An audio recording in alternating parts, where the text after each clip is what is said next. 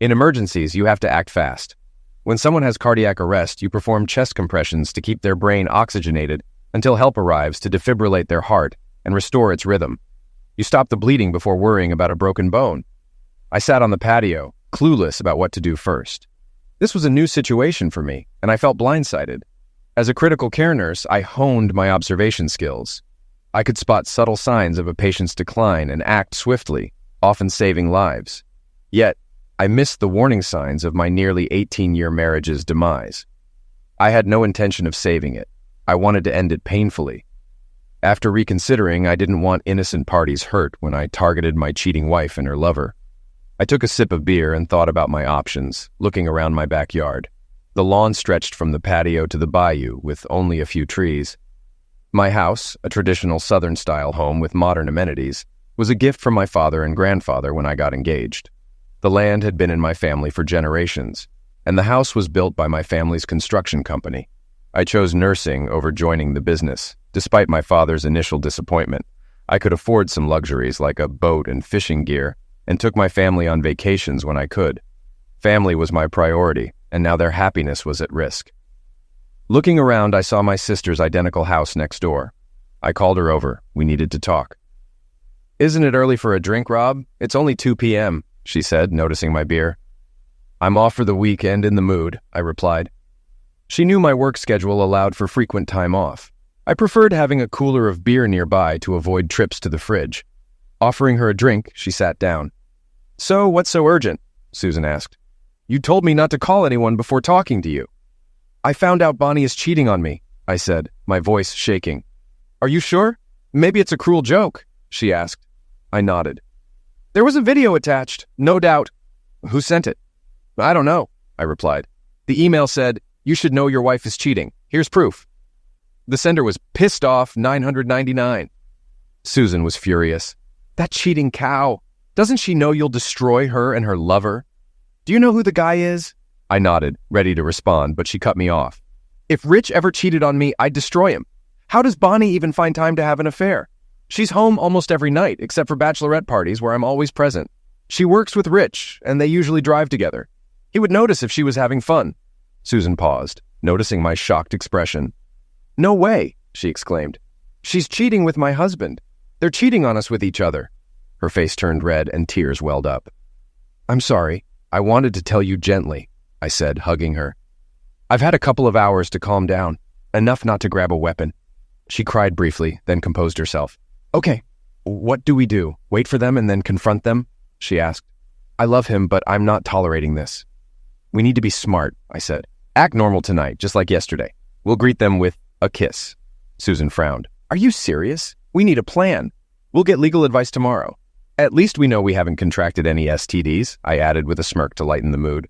Susan pointed at me. "Hell no, I didn't even consider that. You know me. I might joke about becoming a TV star, but I'd never actually do it." She finished her beer and tossed the can. I handed her another. "And just for the record, I'm not doing anything with Rich. I just got my period." She laughed. "This will last until we confront those cheaters. He's not getting anything from me. Bonnie can have him. And we mustn't let the kids know yet," I warned. "They left for Mom and Dad's place this morning. They took their time but didn't argue or ask questions. They just got in Jason's car and drove off. The kids, my son Jason, 17, Rob, 16, Dave and Cindy, 16, and my daughter Deirdre, 16, spent the entire summer together. They were more like siblings than cousins, especially during the pandemic when they were always together. Rich had been a good father and uncle, involved in the kids' education and activities. I handled the outdoor fun, teaching them camping, fishing, and hunting. We'd camp in the backyard, then gradually venture deeper into the swamp. As the kids grew, they'd join in fishing trips, often with Rich or Susan driving the second boat. Recently, Rich let his sons handle his boat while he stayed home. The kids learned to be self-reliant, finding their own food on trips and working together as a team. They were tough and valued family and teamwork. 3 weeks ago, I rearranged my work schedule to get 6 days off in a row. I took the girls in one boat, and the boys went in another. We traveled slowly to avoid snags and shallow water, stopping occasionally so everyone could take turns driving. We spent a week at the old Papo fish camp, fishing and catching crabs. We bonded as a family, or so I thought. Apparently, Bonnie and Rich didn't value family unity. The thought of telling the kids about Bonnie and Rich's affair was heartbreaking. Family was everything to me, and destroying that unity would be unforgivable. I expressed this to Susan. "We can't hide it from them," she said, "but we can delay it a bit. I'll make sure they don't know anything is wrong." "What do we do next?" "I can't forgive or forget infidelity, no matter what Bonnie says," I replied. Susan agreed. "I can tolerate a lot, but not cheating. I need to figure out how to get rid of her without losing everything. I won't risk jail or let her take the kids. I can't hurt Rich either. I have to be there for the kids." I opened another beer. "I get it. We need to break him financially. I'm going to take every penny I can get. Child support, alimony, everything." I agreed. Rich earned more, so Susan had a better chance. Bonnie could drive me to the pen, as courts often favor women in divorce cases. In my job, I handle trusts and wills, but I know enough about the law to say our assets are protected, Susan said. "Our houses are safe. Dad gave them to us before we married, so Bonnie and Rich can't claim them. Bonnie might try to stay in your house until the kids are grown, but she can't claim it. Didn't you and Bonnie sign a prenup?" Dad insisted. It said if either party cheated, they'd only get 20% of joint assets and no alimony. Bonnie's father, a wealthy plastic surgeon, had insisted on the prenup. He wasn't thrilled when I got his daughter pregnant, fearing I'd take half his fortune. My father also made Susan and Rich sign a similar agreement. "I'm worried about that video of Rich and Bonnie," Susan said. "Who filmed it and how?" "There were at least 3 cameras," I said. "The video I got showed the same event from different angles, suggesting it wasn't edited yet. Neither Rich nor Bonnie seemed to know they were being recorded." Susan insisted I show her the video on my tablet. "Holy crap!" she exclaimed. Rich and Bonnie's comments in the video about how Susan and I were clueless infuriated her. "Rich is done, but we need to find out who made the video. I don't want it coming back to haunt us. I don't care if the world sees it as long as it doesn't affect us." I agreed, suggesting we hold off on a public reaction. Susan sat silently, pondering our next steps, then began to sob. I hugged her, and we both cried, unable to hide our pain anymore. That night, I met Bonnie at the door, hugging and kissing her. I half expected her to pull away, but she kissed me back. I couldn't detect any trace of aftershave, just her perfume. Despite my anger, I told her dinner was ready. Susan and I had already planned takeout, neither of us wanting to cook. We joked about poisoning our spouses, but it was a way to vent, not a real option. The next morning, I watched Bonnie get into Rich's car. I called Susan. "How'd it go?" "No problem," she replied. Joking and planning helped me keep my cool. "Any idea where they're going tonight?" Susan, always a bit of a loose cannon, needed to vent. We had to be honest about our feelings. At 10 a.m., we were in the office of one of Susan's bosses, Jake, a divorce attorney and an old friend. He agreed to represent us. "Are you sure you have a video showing both parties?" he asked. We assured him we did, but chose not to show it yet. "As long as you have evidence of infidelity, you're good. Your prenuptial agreements are strict. Rob, did you consult a lawyer before signing?" I explained that my father insisted on a legal opinion, and Susan used the same document. Jake continued, "The cheater only gets 20% of joint assets, including savings and investments. There are no provisions for personal income accounts. Do either of you have any hidden income?" We shook our heads. "What if Bonnie has money she didn't tell me about?" I asked. "Common property," Jake replied. "Like if you bought something without telling her." Home improvements can be tricky. Your homes are protected because they were gifted before marriage, but things like solar panels might be considered common property. "So she only gets 20% because she's a cheater, right?" I asked. "I'm willing to give her that. We can negotiate the division of furniture and other items. She'll have to pay for transportation and storage if she wants to take anything." Jake grinned. "These are the games we'll play. The important thing is your ironclad prenups as long as you prove infidelity. Keep the video copies hidden and confidential. If they sue over the video being public, it depends on how it was obtained. Be careful." He emphasized the need for discretion.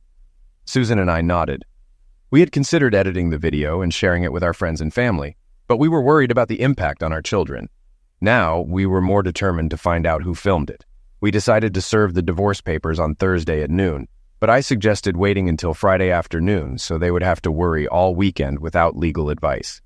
Jake convinced us to stick with Thursday, saying it would save costs and still keep them busy with financial statements all weekend, likely increasing their legal fees. Initially, we wanted to serve them in person to watch their reactions, but Jake advised against it. Instead, we decided to serve them at work in front of their colleagues. After leaving Jake's office, we went to the bank to transfer money into new accounts in our names only, ensuring we had statements for all accounts. We paid off and canceled credit cards, opening new ones in our names only. I checked my email and found 3 more videos of Bonnie and Rich. I thanked the sender and asked how they got the videos, expressing concern about them going public. I secretly wished they would be released, but knew we had to be cautious to avoid a lawsuit. An hour later, I received an email with an address, 9203 Victoria Street, apartment 201. I visited the address and convinced the woman at the counter to give me information by implying the tenant was involved in criminal activities. She gave me the details. The apartment was rented by the insurance company where Rich and Bonnie worked, with Rich's signature on the contract. I wondered how the company would react if they found out they were paying for Rich's affair. Bonnie called me at 12:30, furious about the divorce papers. I calmly told her I knew she had found someone else and was setting her free. We had rehearsed our responses. Bonnie angrily denied the affair, accusing me of believing rumors and threatening to take everything in the divorce, including custody of the kids, child support, and half of our assets. She suggested Rich could move in with her and I could live with Susan, imagining what they were doing in my house. "Go ahead," I said. "Get yourself a lawyer." I barely kept my voice steady, struggling with the regret of my marriage falling apart and anger at her stubborn denial. I hoped Susan hadn't revealed too much to Rich. "By the way, the girls are packing your things. Susan told the boys to pack Rich's. Everything will be in front of the house for you to pick up this afternoon. We got a restraining order and changed the locks this morning. You'll have to find another place to stay until the court decides." Bonnie started yelling, so I hung up. 10 minutes later, Susan texted, "Backyard, bring your cooler, make sure it's full." "That fool Rich," she began, sipping her beer. "He tried to blame it on some secretary's gossip. I told him Bonnie did the same. He denied everything, said we shouldn't believe it. I told him to get his stuff." "Really?" "Yes, I told him to call first because I had a loaded weapon. Jake will be here soon with 2 sheriff's deputies to keep things from getting out of hand." I realized having deputies present was smart. Rich might provoke me and I could end up in jail for assault. I was already in a controlled panic mode like during emergencies. Susan continued, "I'm glad you talked to the kids earlier. I couldn't have done it without breaking down." We gathered the kids and I told them what was happening. Surprisingly, they seemed to expect it and started packing Bonnie and Rich's stuff. Susan said, "The kids took it surprisingly well. Maybe they're in shock or don't realize how it will affect them." My phone beeped with an email. "I wonder if it's from Pissed Off 999, I said. "Check it," Susan insisted. She showed me how to open it, and we listened to an audio file. "Can you believe Robert and Susan served us?" Bonnie said. "They must have found out somehow. I can't believe this. Just last night, Robert was so affectionate." "Relax," Rich replied. "They don't know anything. Someone must have gossiped about us having lunch or driving together. We need to deny everything. If they go through with this divorce, we'll make them pay. I know a lawyer who'll help us. Just don't admit anything. Act like everything you say is being recorded." After listening, Susan and I were silent. "Okay, let them think we don't know anything," I said. "Rich mentioned they've been planning something for a long time. We need to ensure we're protected if they do something illegal." Susan nodded, tears in her eyes. "We have to hold firm." "I know," Susan said quietly. "Jake said I'm in a better position. Courts favor women. But I can't accept Bonnie getting custody of Jason and Deirdre and living in your house until Deirdre turns 18. Even with the prenup, it's terrible if she lives rent-free while you pay child support." I felt the same, but hugged Susan as she cried. I assured her we would come out victorious, though I wasn't sure. Divorce is about minimizing losses. The children were silent as Susan and I entered the house. Deirdre and Cindy were packing Bonnie's clothes into suitcases and bags, now using plastic garbage bags. I asked them to take pictures of the luggage, planning to apply its value to Bonnie's share of the assets. Next door, the boys were almost done. Rich had fewer clothes, and the boys were stuffing them into bags rather than folding them. I smiled as Rob stuffed a $2,000 suit into a bag. They had my back. Bonnie texted me, and I called Jake, who showed up with 2 sheriff's deputies. Jake told me to relax and enjoy. Bonnie and Rich arrived with another familiar face, Boudreaux Landry, a bully from elementary school. "Hey, Robert," Boudreaux smirked. "I hear you're having trouble with your wife and son-in-law. No big deal. If I had a weapon, I would have shot him." Boudreaux was huge, and fighting him wasn't an option. "Hey, Boudreaux," I said, "we're just trying to work it out." "You don't seriously think my boy Rich is with your wife, do you?" Boudreaux asked, grinning. "That's the story," I said. Jake moved closer. "I can't deal with it. Bonnie accused me of taking all the money from our bank account." "Yes, and I have statements showing the original amounts. You'll get what you're owed." She didn't know her credit card would no longer work. Susan and I didn't accompany Rich and Bonnie into the house. Deirdre and Cindy followed Bonnie and a deputy, ensuring nothing funny happened. Jason and Rob followed Rich. "Where's my jewelry?" Bonnie asked. This was a major point of contention. Over the years, I bought her high-quality jewelry worth at least $25,000. Most of it was locked in my safe. I took pictures of Bonnie's ring and necklace for insurance purposes. I wanted proof of ownership.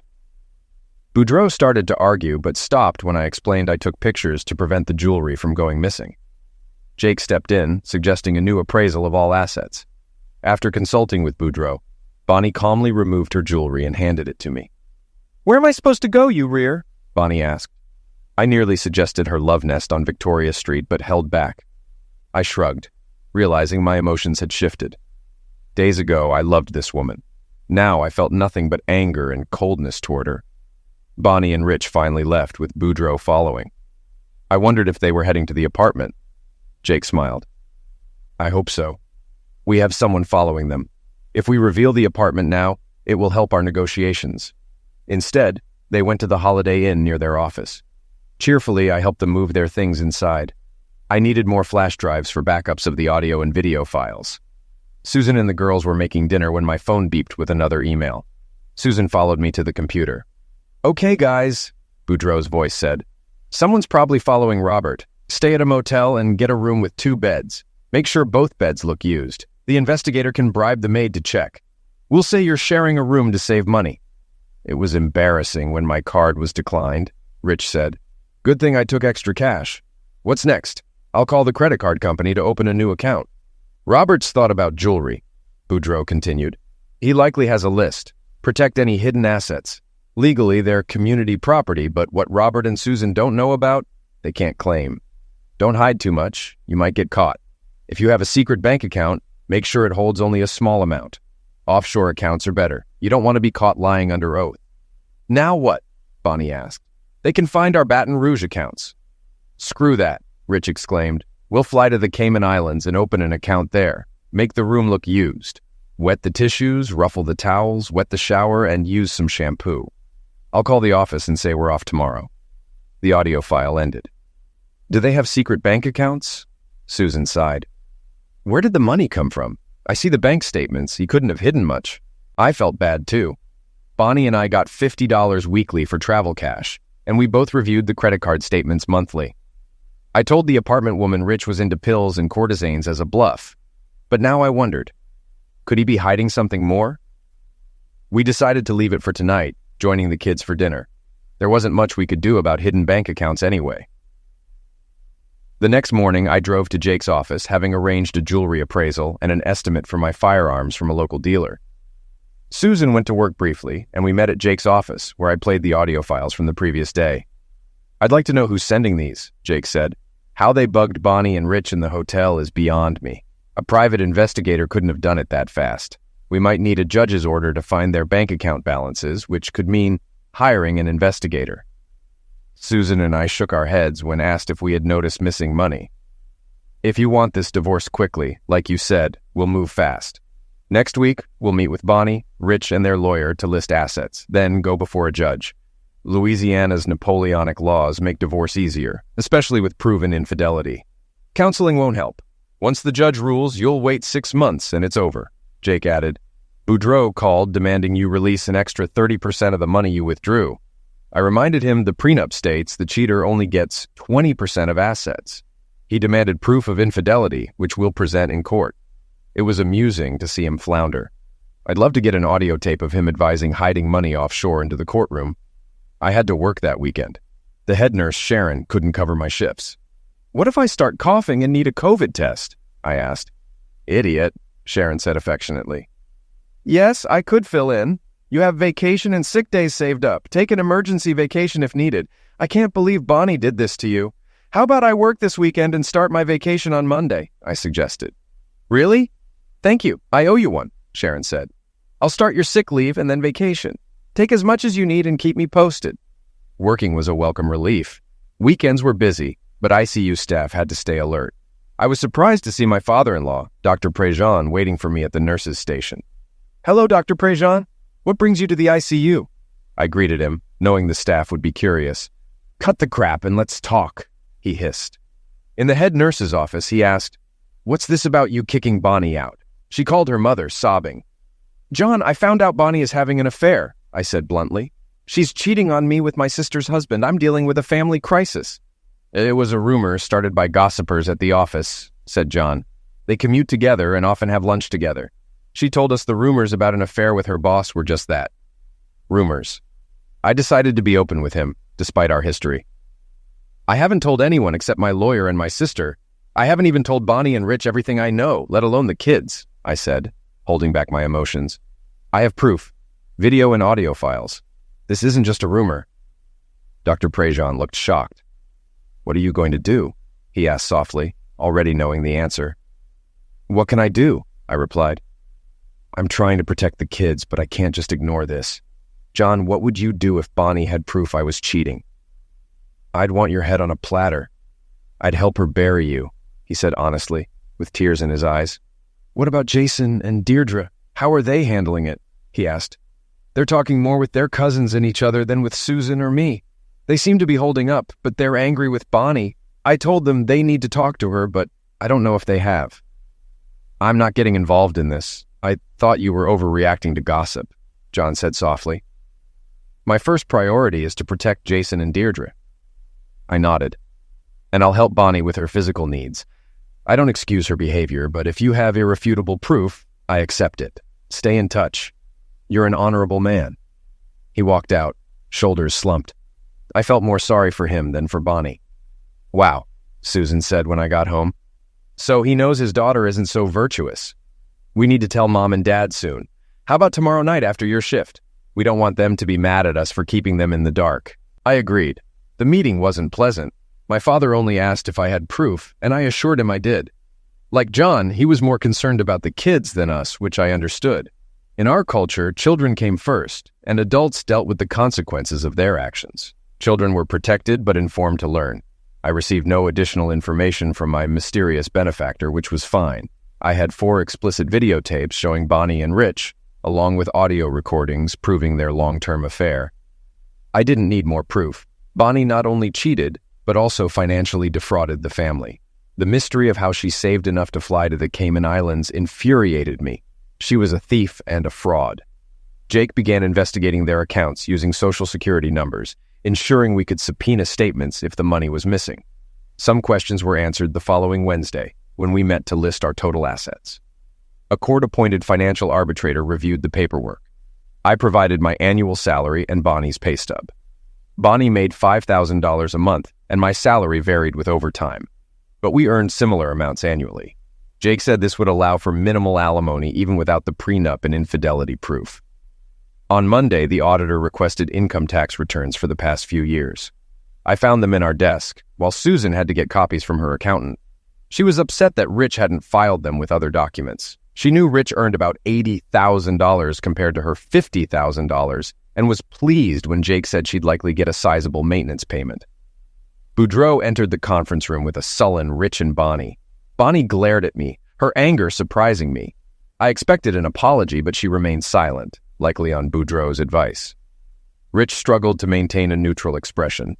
The court officer introduced himself and his assistant, who took notes and kept an electronic record. Let's get started.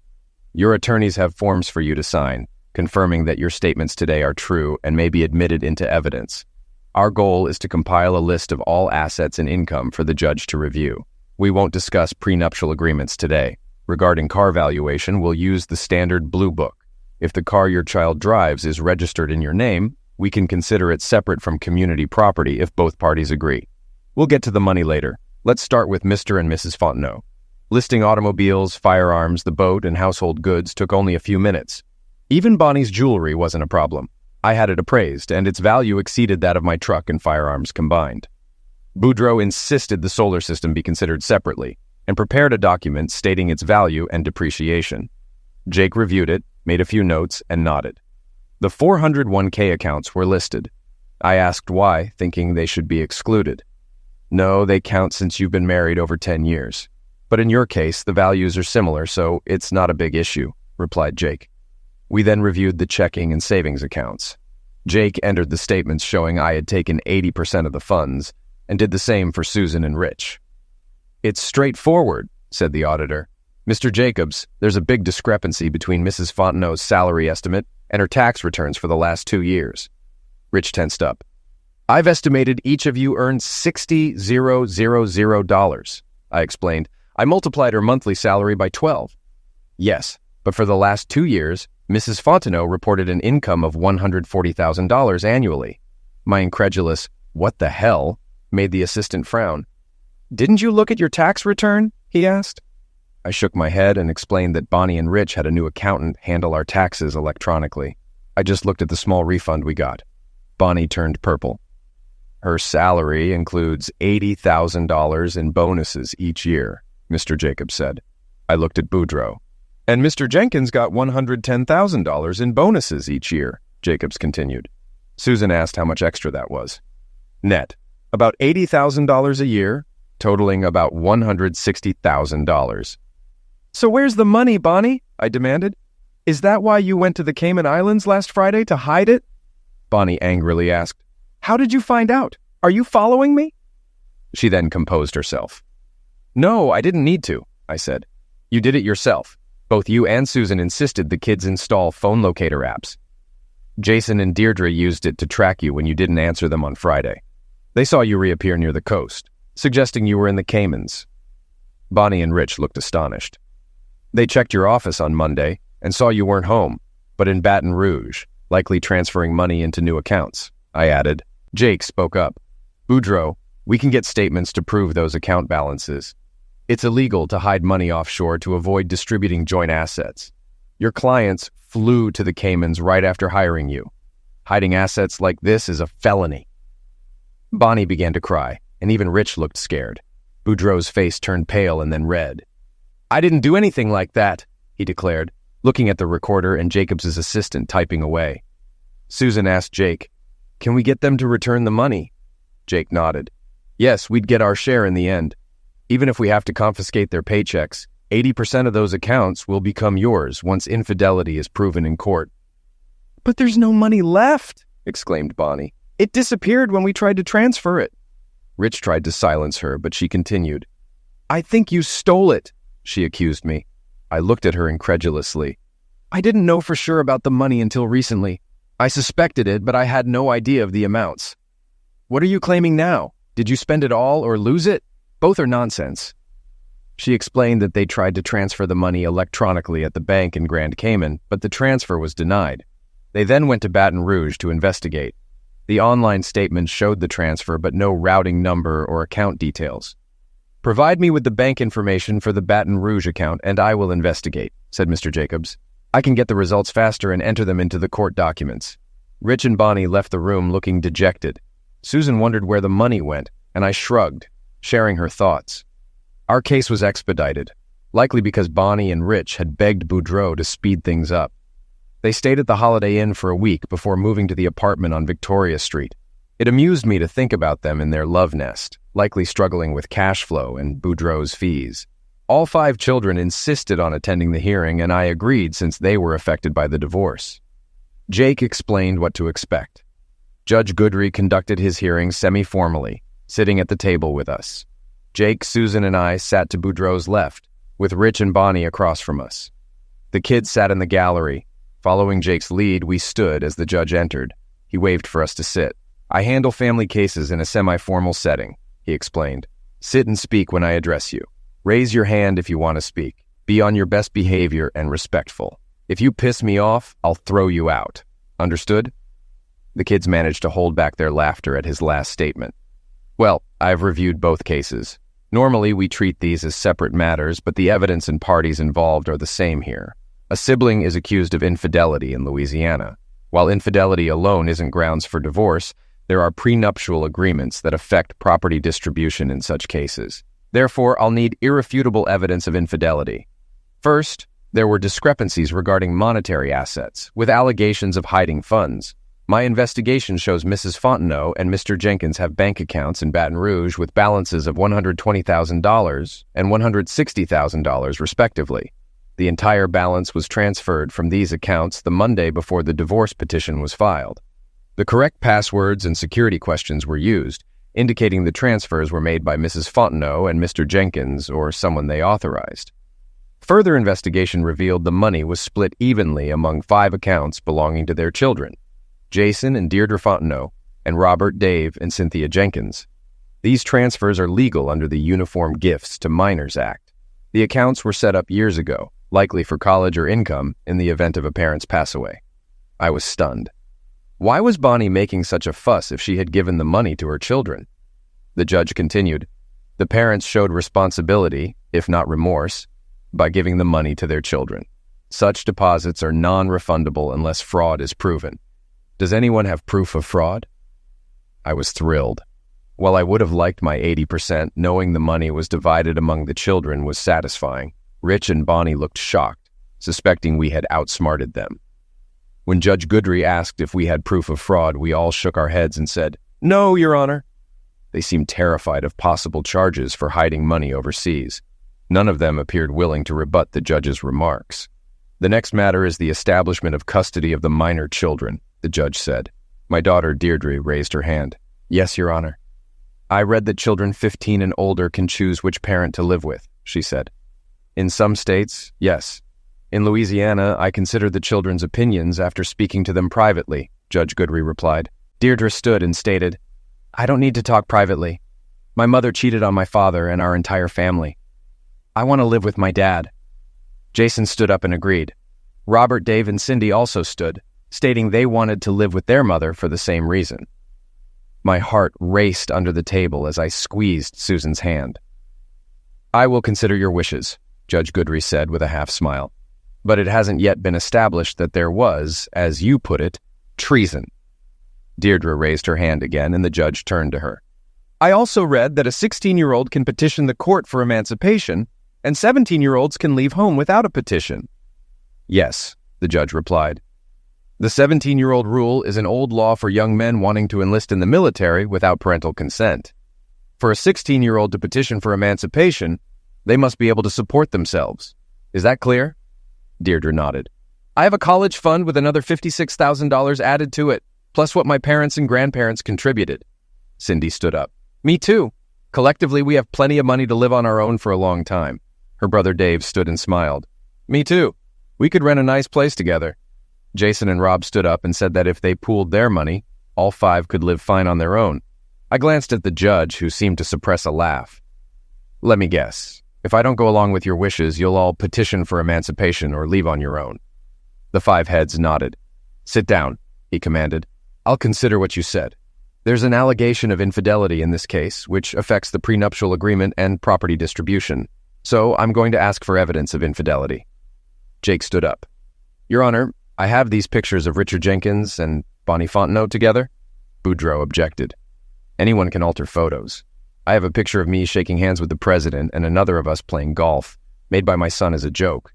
Defense counsel hasn't identified the source of this evidence. Judge Goodry looked at Jake, then at Susan and me. Jake nodded for me to respond.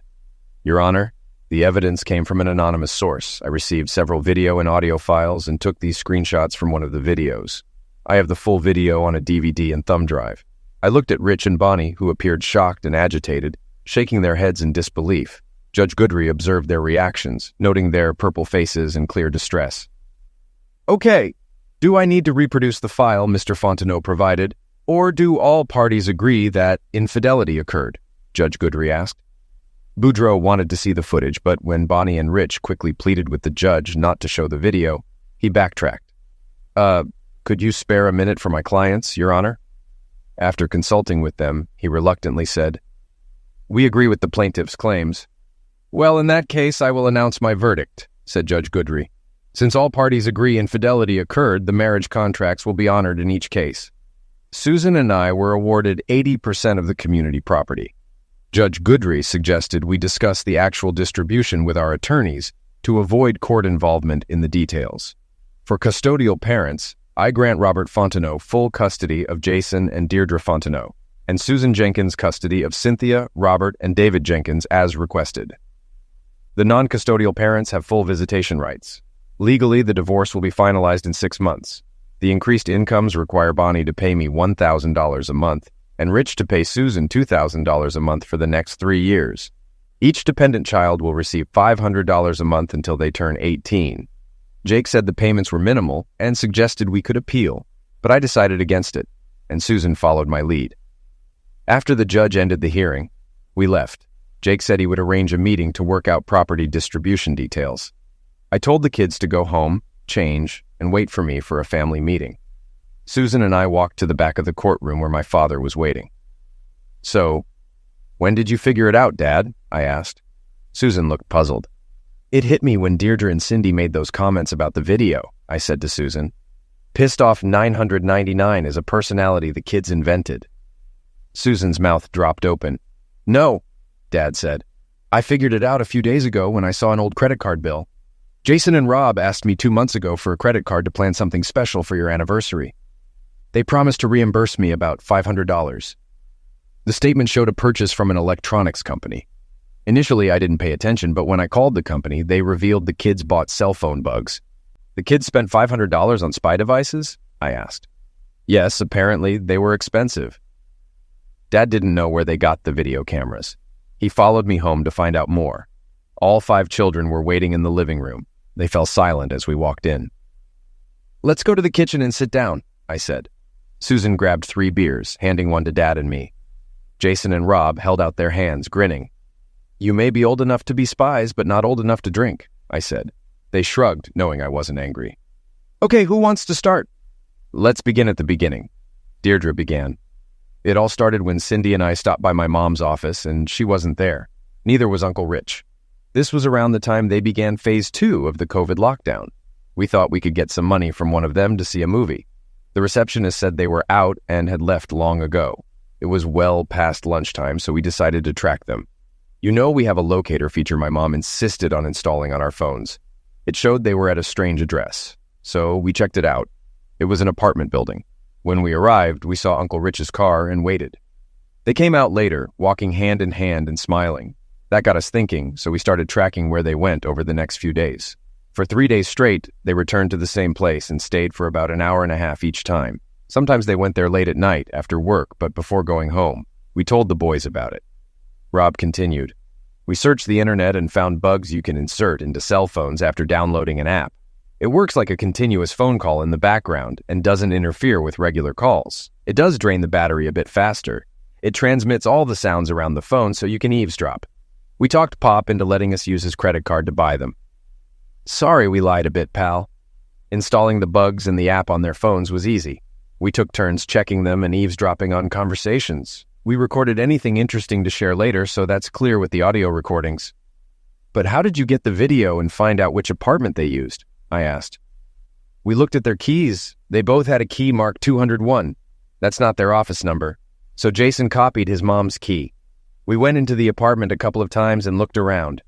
We decided we needed cameras," Deirdre explained. "So we bought a few and a small transmitter," added Dave. That was pretty cool. The boy was excited about the technology. He didn't notice he was describing the end of several marriages and the breakup of 2 families. At least Susan and I got some answers. The cameras were motion sensitive, so they didn't burn too many batteries. We hid the receiver under the couch.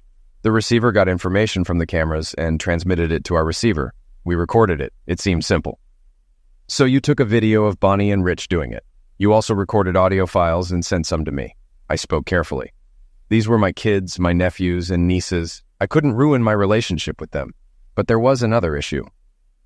"Money, Dad." "When Cindy and I first looked at that apartment, I realized our mom was gone," Deirdre stated. "Well, not gone, but not back to where our family used to be. They had clothes stashed away, and Mom had some outfits I recognized. She had a makeup kit, towels, and washcloths too. We knew what they were doing. They'd work out, clean up, and then come home to you and Aunt Sue like nothing had happened. We were all furious. They weren't just cheating you and Aunt Sue, they were cheating us. Now about the money. The secret bank accounts were a side issue, Cindy said. When we looked around the apartment, we found some bank account papers. There were instructions on how to access it online. It took a while to find the actual accounts. We even spent time in Dad and Aunt Bonnie's offices peeking in on them. A couple of times, the receptionist let us in to wait for them. She giggled. We looked through a bunch of folders and finally found one in the bottom drawer of Dad's desk with some applications. Then we looked in Aunt Bonnie's office and found more papers. Aunt Bonnie had a small notebook in her purse with passwords and stuff in it.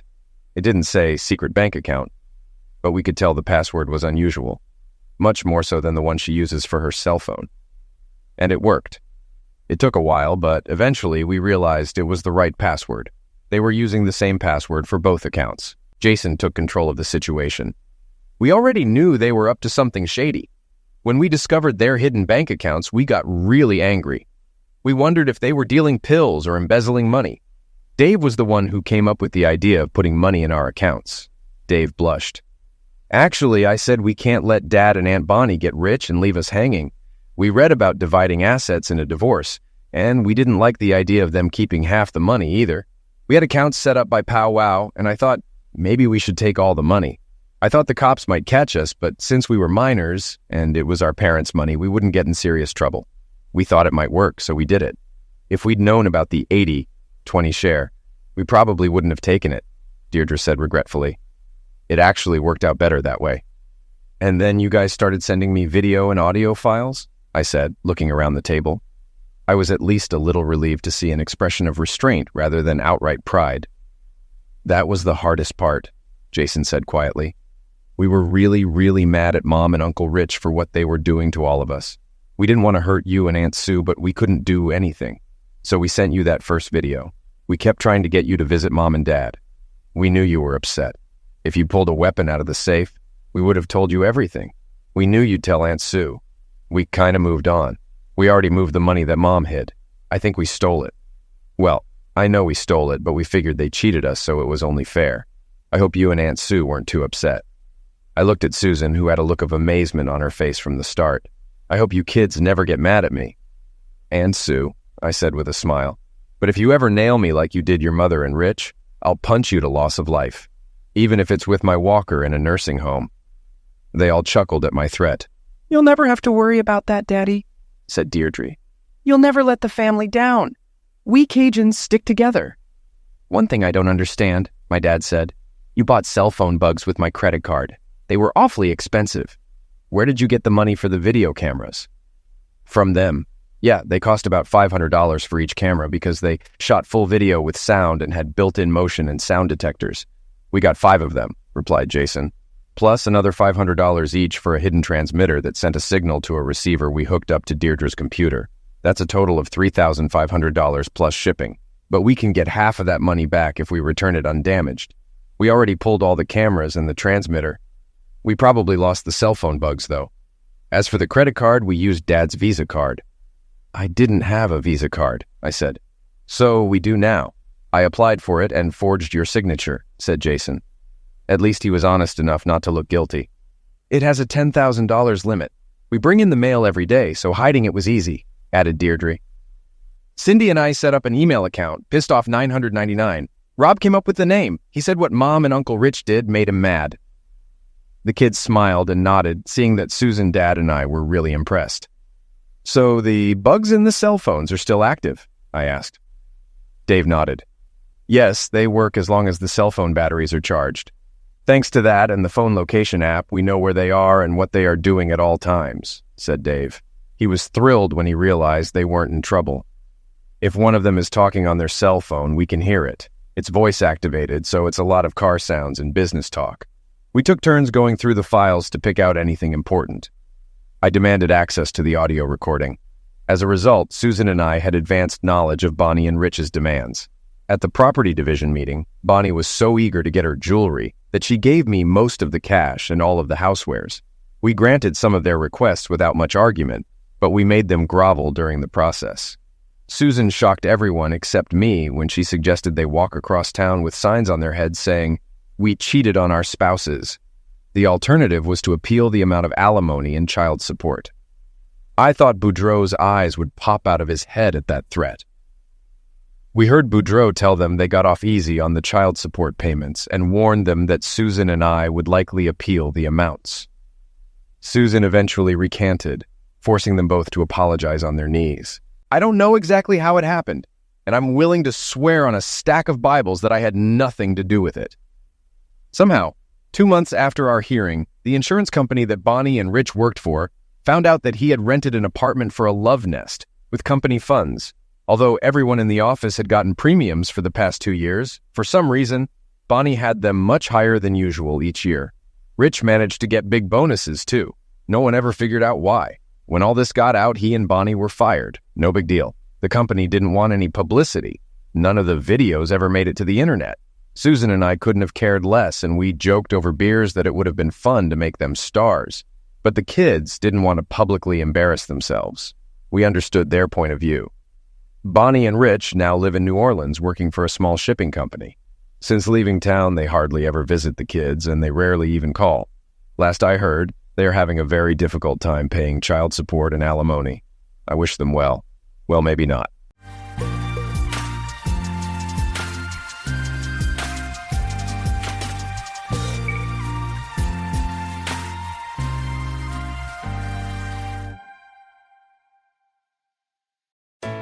I'm prefacing this by saying that my female 32, husband 34, is the only child in the family.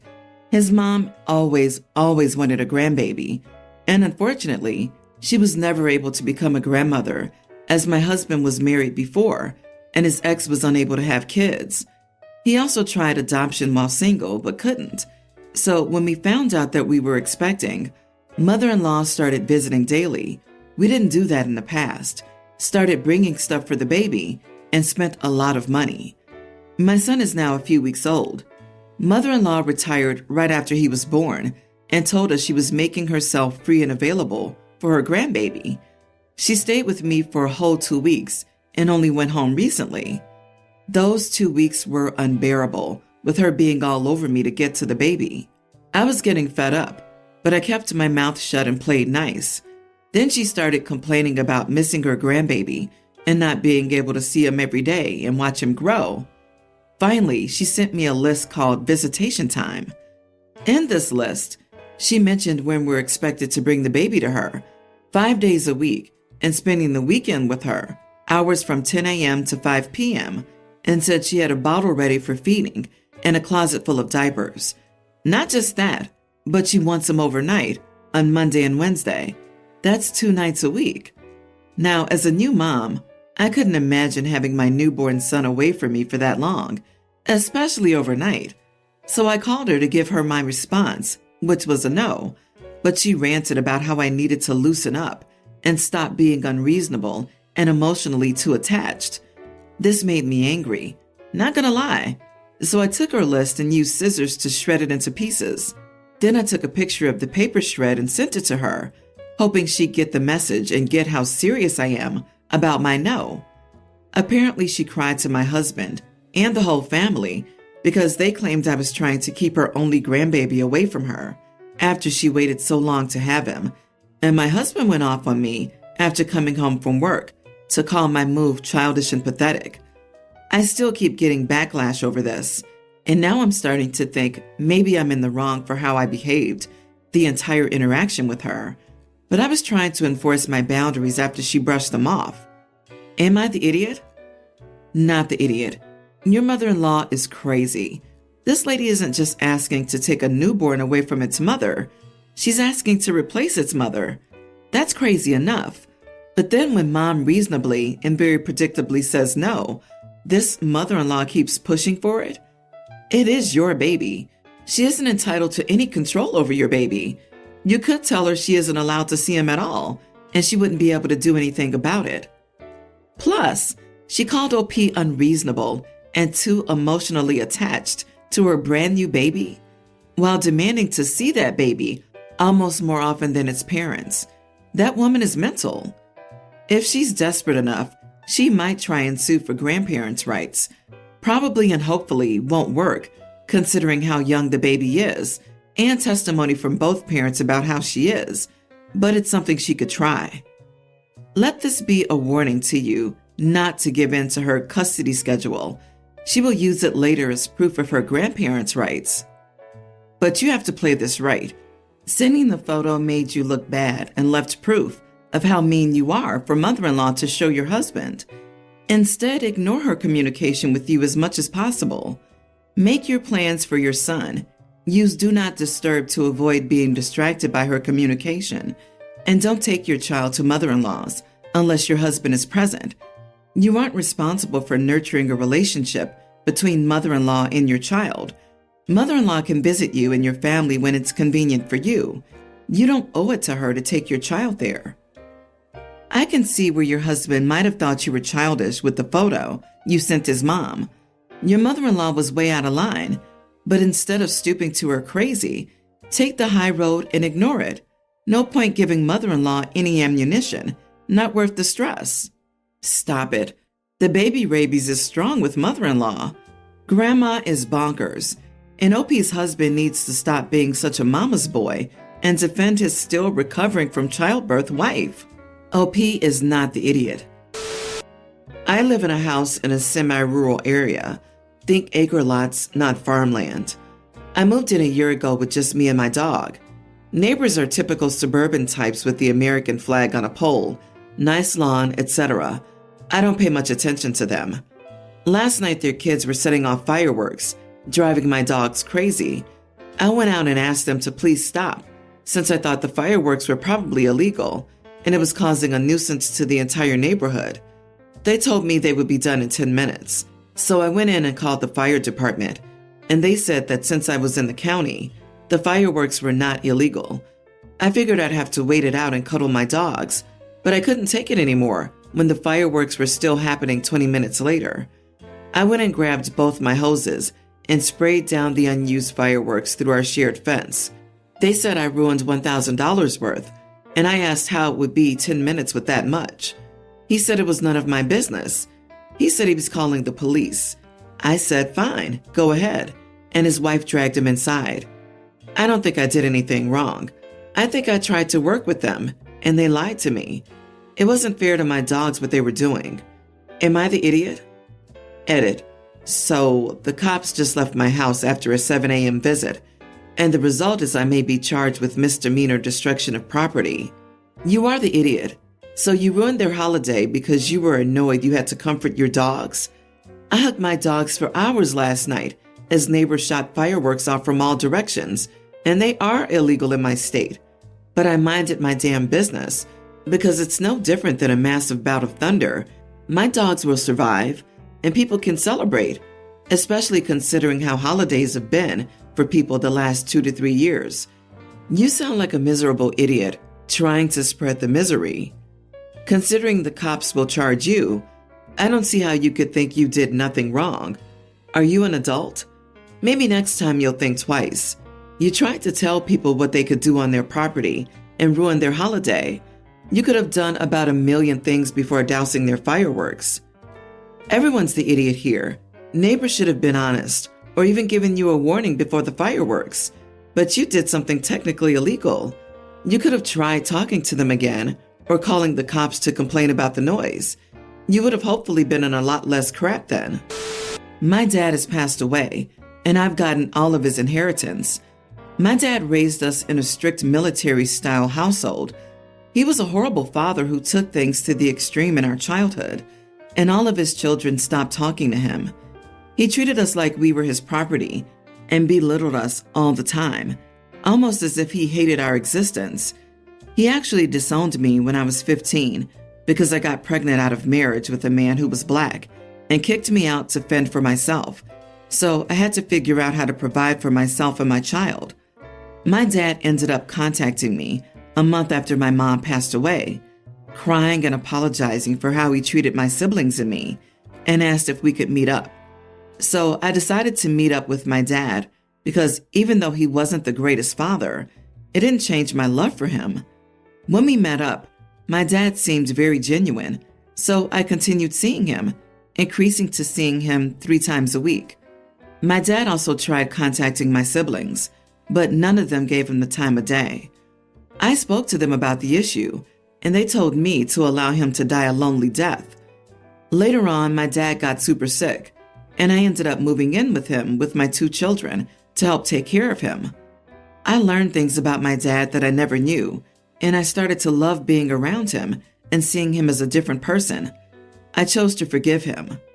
It was hard looking after my dad and 2 children as a single mother, but I pushed myself through it until his death.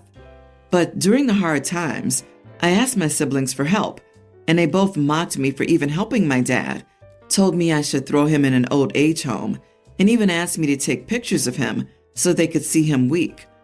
My siblings and my relationship used to be super close, but they've become distant ever since I started talking to my dad.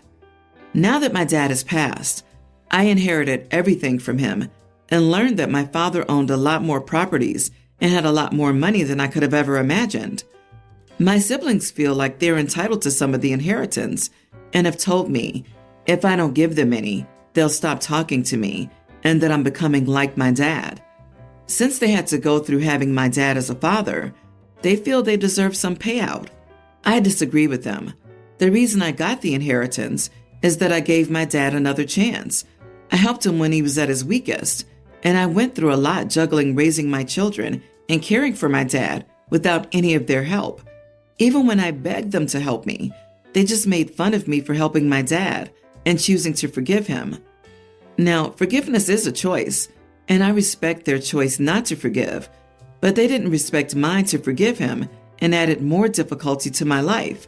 They act like it was either them or my dad, and now are acting like I'm being selfish for not sharing the inheritance my dad left for me. Am I the idiot for not giving some of my inheritance to my brother and sister? You are the idiot. Be prepared to lose your siblings over it. You made your choices, and to be honest, your dad was crappy right up until he died by leaving your siblings out of his will purely for spite. He knew he was a lousy father and chose pettiness in the end. You've chosen your inheritance over your siblings. You may feel justified, but you aren't in the right, and neither was your dad. Your bed is made, and it's time to lay in it. Not the idiot. Your father had every right to leave his property to his one child with whom he had a relationship. It isn't pettiness on the deceased father's part to reward the child who loved and cared for him when he was ill. Dad wasn't crappy to the end. He sought out the OP to make amends. As she said, he cried and apologized for the way he mistreated her. OP and her father built up a relationship. Her siblings had that choice but refused to do so. They also mocked OP, a single mother with 2 children, for having a relationship and caring for her father in his home.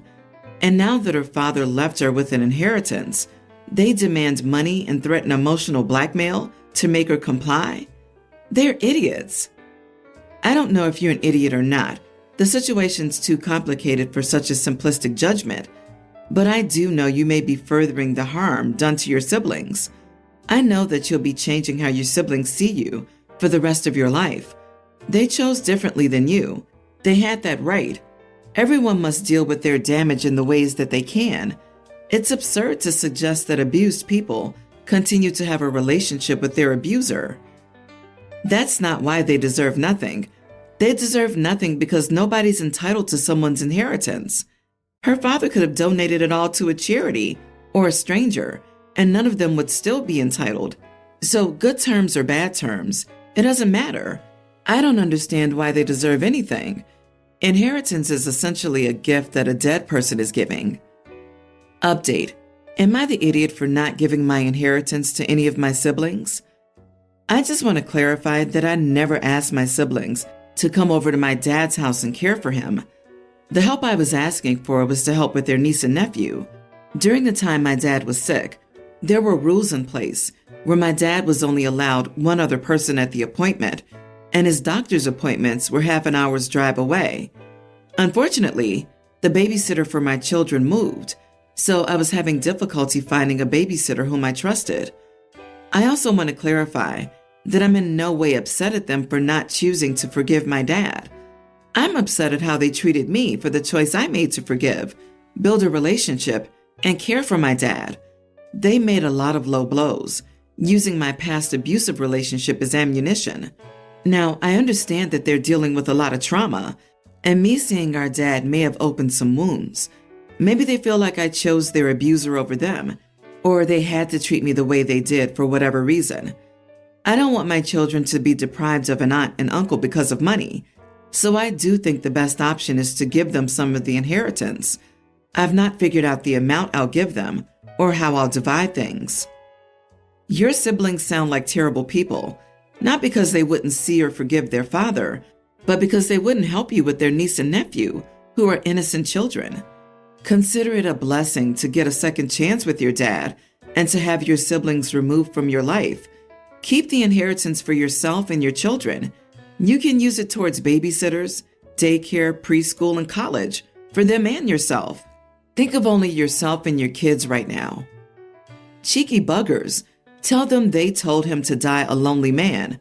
They chose to cut him off and accept the consequences. Don't expect to have a relationship with them, no matter what you do. They were raised to mistreat people. They're probably going to keep doing that.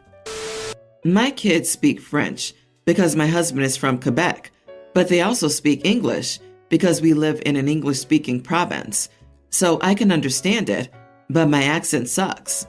We're currently visiting my in-laws and everything was okay. It was just my nearly adult niece likes to tease me about my limited French. Of course I laugh it off because she's only joking and I'm grown enough to not take her seriously. The thing is, for dinner, everyone was spread out. I was sitting with my kids because my son wanted me to feed him. Suddenly my niece comes up to me, says something and giggles. I was out of it because my son had just spilled his juice and I was cleaning it up. But the next thing I knew, my other son started yelling at her. He mainly was telling her to shut up. My niece freaked out and ended up slipping on the juice. I immediately helped her up and called her parents, who started screaming at my son after she told them what had happened.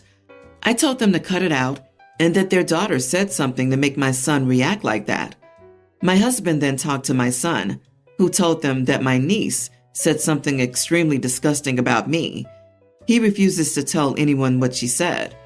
Finally, she admitted to saying something but won't clarify either. My husband told his sister, who said that my kid's probably making crap up and that he's lying and has anger issues. My son does have a problem with anger, but that is a genuine mental health issue he's seeing a professional for. Also, he's a tween. I didn't appreciate that, so I told my husband we were leaving. He agreed and told his sister that he was no longer paying for my niece's future. My sister-in-law and niece freaked. They begged me to talk to him, but I told them that I'd only speak with him if, number one, niece tells me what she said. Number two, they apologized to my son, genuinely. They called me a childish, selfish, and immature idiot that needs to stop being so uptight, sensitive, and dramatic over a tiny mistake, and to think about my niece's future as I'm ruining it. Am I the idiot for giving them conditions? They and my husband's other sisters think so. So does my sister, who thinks I should tell them to screw off. At that age, she should absolutely know better than to make rude remarks about people. You and your husband didn't have to fund your niece's future. You tried to do something nice, yet she chooses to be rude and nasty to you? She had to learn firsthand about biting the hand that feeds you. Plus, you gave them a reasonable compromise. Tell the truth and apologize to your son. If they don't want to do that, that's on them. Guess they don't need the money that bad. I think you probably need to remove yourself from this whole situation. Also, if they are, sister-in-law and niece, willing to let niece's future go to crap because they won't apologize, it's because they don't want your help enough. I'd even add another condition, that they apologize to you. Niece is old enough to know what she did was wrong. Even your son was old enough to understand. Niece does not get to bully you and make your family pay for her education. I agree.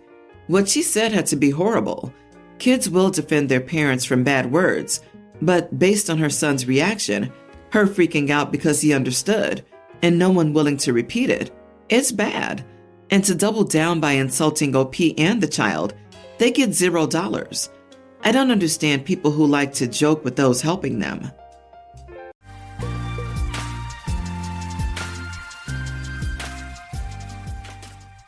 I've always seen my wife as my closest confidant, someone dependable and trustworthy. so it was a shock when she took a wrong turn and faced the consequences. Tonight, I hoped for a bonus, but I had doubts. It was the first time in 3 years I wore my dark blue tuxedo, looking sharp yet feeling out of place. Instead of relaxing in my favorite chair with a drink, I found myself at a fundraiser with colleagues and spouses, a big social event in our small Midwest town. I'd asked my wife to dress up, and she certainly did, maybe too much. She looked stunning but overly tempting. At 35, she was at her peak beauty, turning heads as she descended the stairs in a revealing maroon dress. Despite her allure, she was mine, and I made that clear. While I'd rather be home, my wife seemed comfortable mingling with the city's elite. She had a natural charm, drawing people to her effortlessly. As I returned from the bar, I found her engrossed in conversation with Senator Thomas Norberto, a charming figure often compared to Tom Selleck. His presence seemed to captivate her like never before, leaving me feeling like a bystander to her infatuation. Noticing they ignored me, I stepped in, politely reminding the senator of my seat. He continued chatting with my delighted wife, so I intervened more assertively, placing drinks between them until he got the message. When he finally acknowledged my presence, he announced he'd leave to find his seat, dismissing me. Fuming, I returned to my place, calling him foolish. My wife defended him, claiming I was rude to a senator. I reminded her of our relationship boundaries, but she rolled her eyes, a move I always disliked. Avoiding a scene, I dropped the matter. Dinner passed, and the band resumed playing. I invited my wife to dance, but she refused, leaving me disappointed.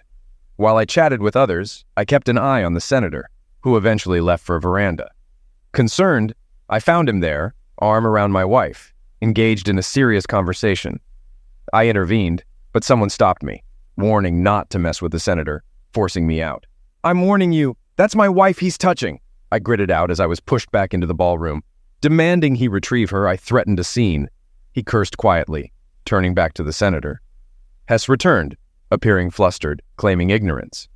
I grabbed her hand, leading her out. The ride home started in silence, but I knew it wouldn't last. She unleashed, accusing me of humiliating her. I defended my boundaries, reminding her of our marriage. "You're being possessive, crossing a line. You acted like a love-struck teen," she retorted, blushing. She remained silent, conceding my point. Our tension affected the kids, dinner becoming awkward. On Wednesday, she insisted on a serious talk, never a good sign. It ended poorly. She revealed plans to attend another fundraiser with the senator, calling it a non-date.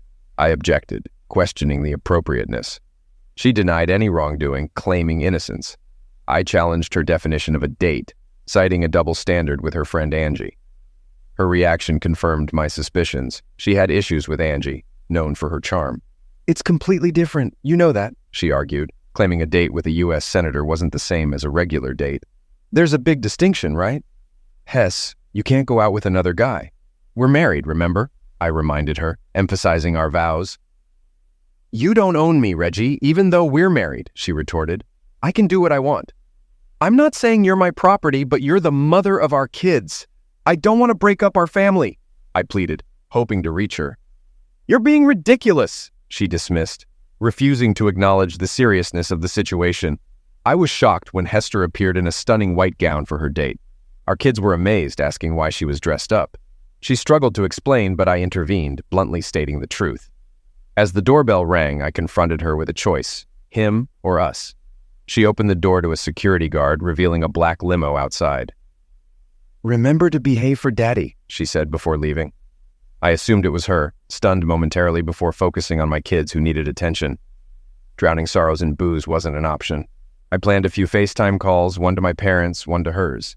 The kids enjoyed chatting with their grandparents. Starting with Hester's parents, I anticipated her recent actions would upset them. We laughed until Hester's absence was noticed. "Where's my daughter, Reggie? Have you hidden her?" my mother-in-law joked. I softly explained Hester was on a date with Senator Thomas Norberto, expecting her return the next day. Shocked, my in-laws couldn't believe I let her go. I tried reasoning with her, emphasizing family neglect, but she seemed convinced it was acceptable. The kids took over the conversation, a welcome distraction. My mother-in-law urged communication and patience. Later, I called my parents, receiving less sympathetic advice from my mother, who recommended a lawyer. After a few calls, I ordered pizza, watched a Disney movie with the kids, and struggled to sleep, distracted by ESPN. In the morning, I made pancakes and bacon, reassuring the kids their mom would return soon. even if it was uncertain. There was no rush to come home after spending the night with another man. The black limo arrived in our driveway around 1 p.m., catching the attention of our kids and neighbors.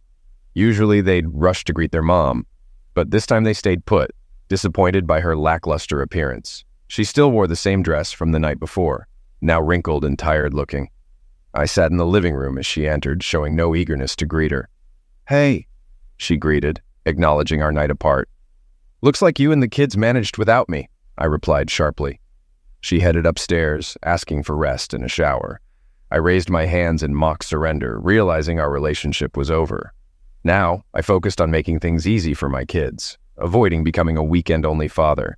The question lingered. Could I stay until the kids graduated high school? When Hester finally came downstairs at 7 p.m., I'd already made dinner. I mentioned leftovers in the fridge, receiving a faint smile. The kids sensed tension and kept their distance. Alone, Hester accused me of poisoning their minds. I denied it, highlighting the impact of her actions on them and our neighbors. "I didn't break up our family," she defended, shifting blame to me. "It's up to you. If you can work on your ego issues, we can heal and keep our family together. But if you continue being petty and nasty, we'll have to go our separate ways, and you can be Mr. Part-Time Dad," she warned, catching me off guard. I had expected regret, not resistance and anger. "It's 1 in the afternoon, you idiot," I retorted. "You couldn't get enough last night? Needed a half-day fling, huh?" She paused, avoiding my gaze. "We can get past this and go back to how things were. I know I hurt you and I'm sorry. But I needed this for myself and I don't regret it," she said, unapologetic. "That's a terrible apology if that's what it is," I remarked. "You're only sorry for hurting me, not for anything else." "It was amazing for you," she said defensively.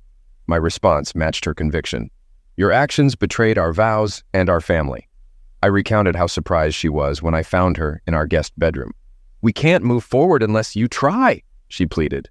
"No, it's too late now," I clarified, locking her out of the room. I slept soundly that night, exhausted from 48 hours of tension. The next morning, I continued our Sunday brunch tradition, making Belgian waffles. "Mom looks rough, like she hasn't slept," Elise observed as we sat down to eat. "Maybe you should go out more on Friday nights," I suggested. Hess burst into tears and fled to the bedroom, leaving the children puzzled.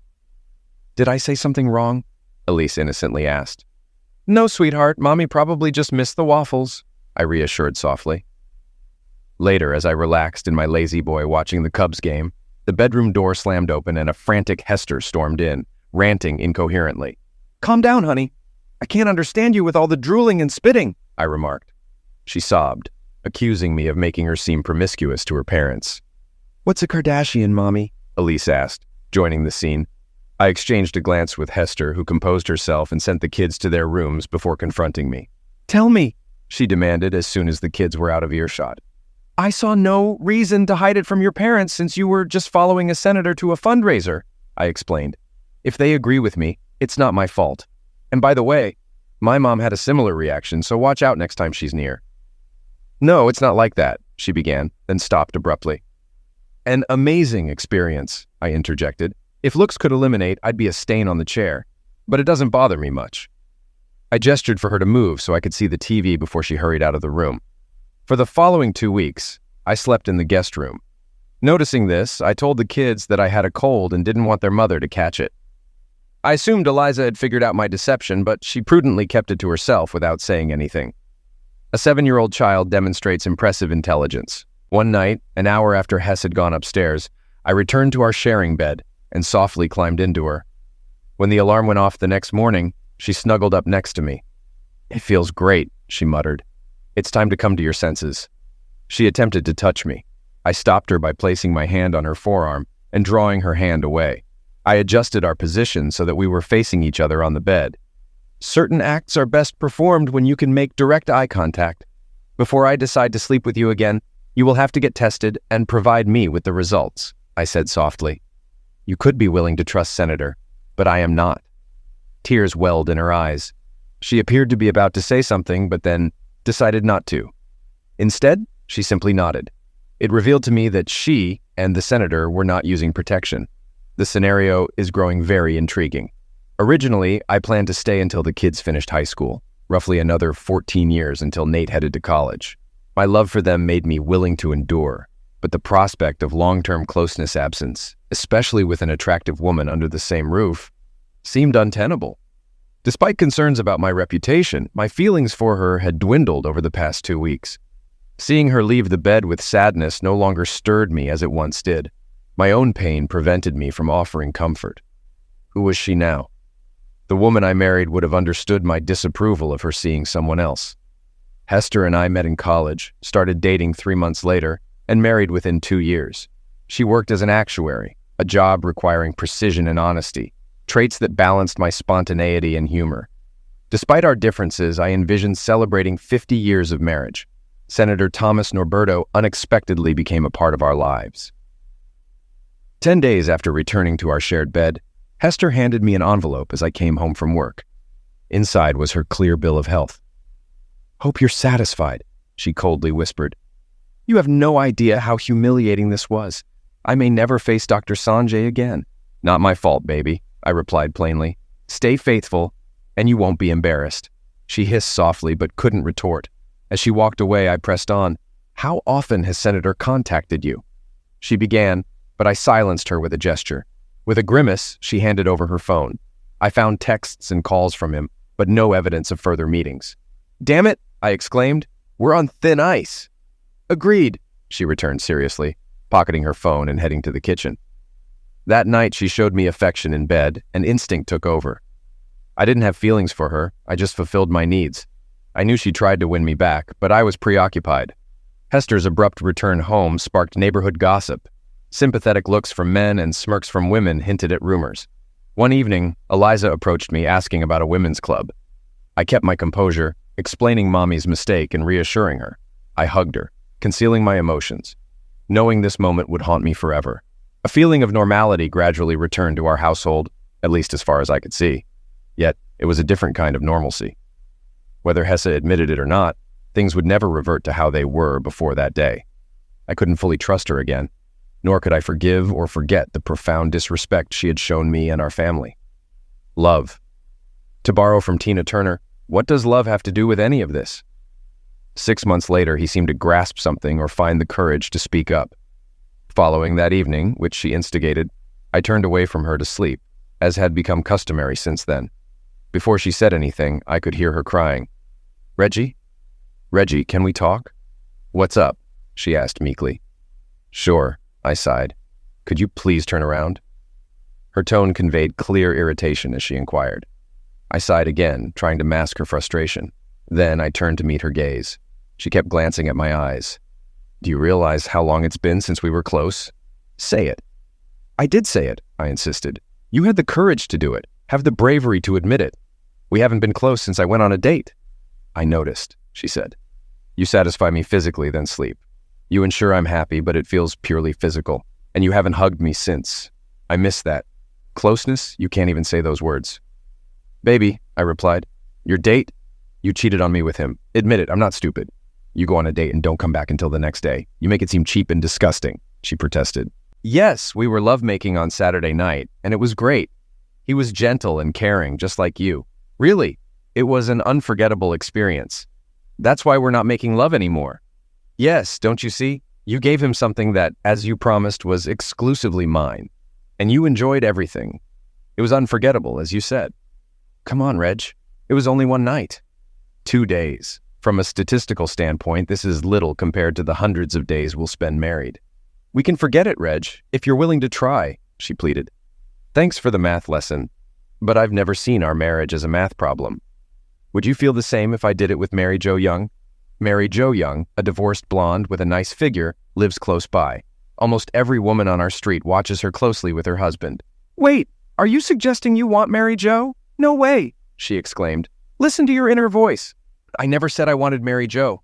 That was you. I was just wondering how you'd react if I did," I clarified. She looked puzzled until it clicked. Then her expression turned angry.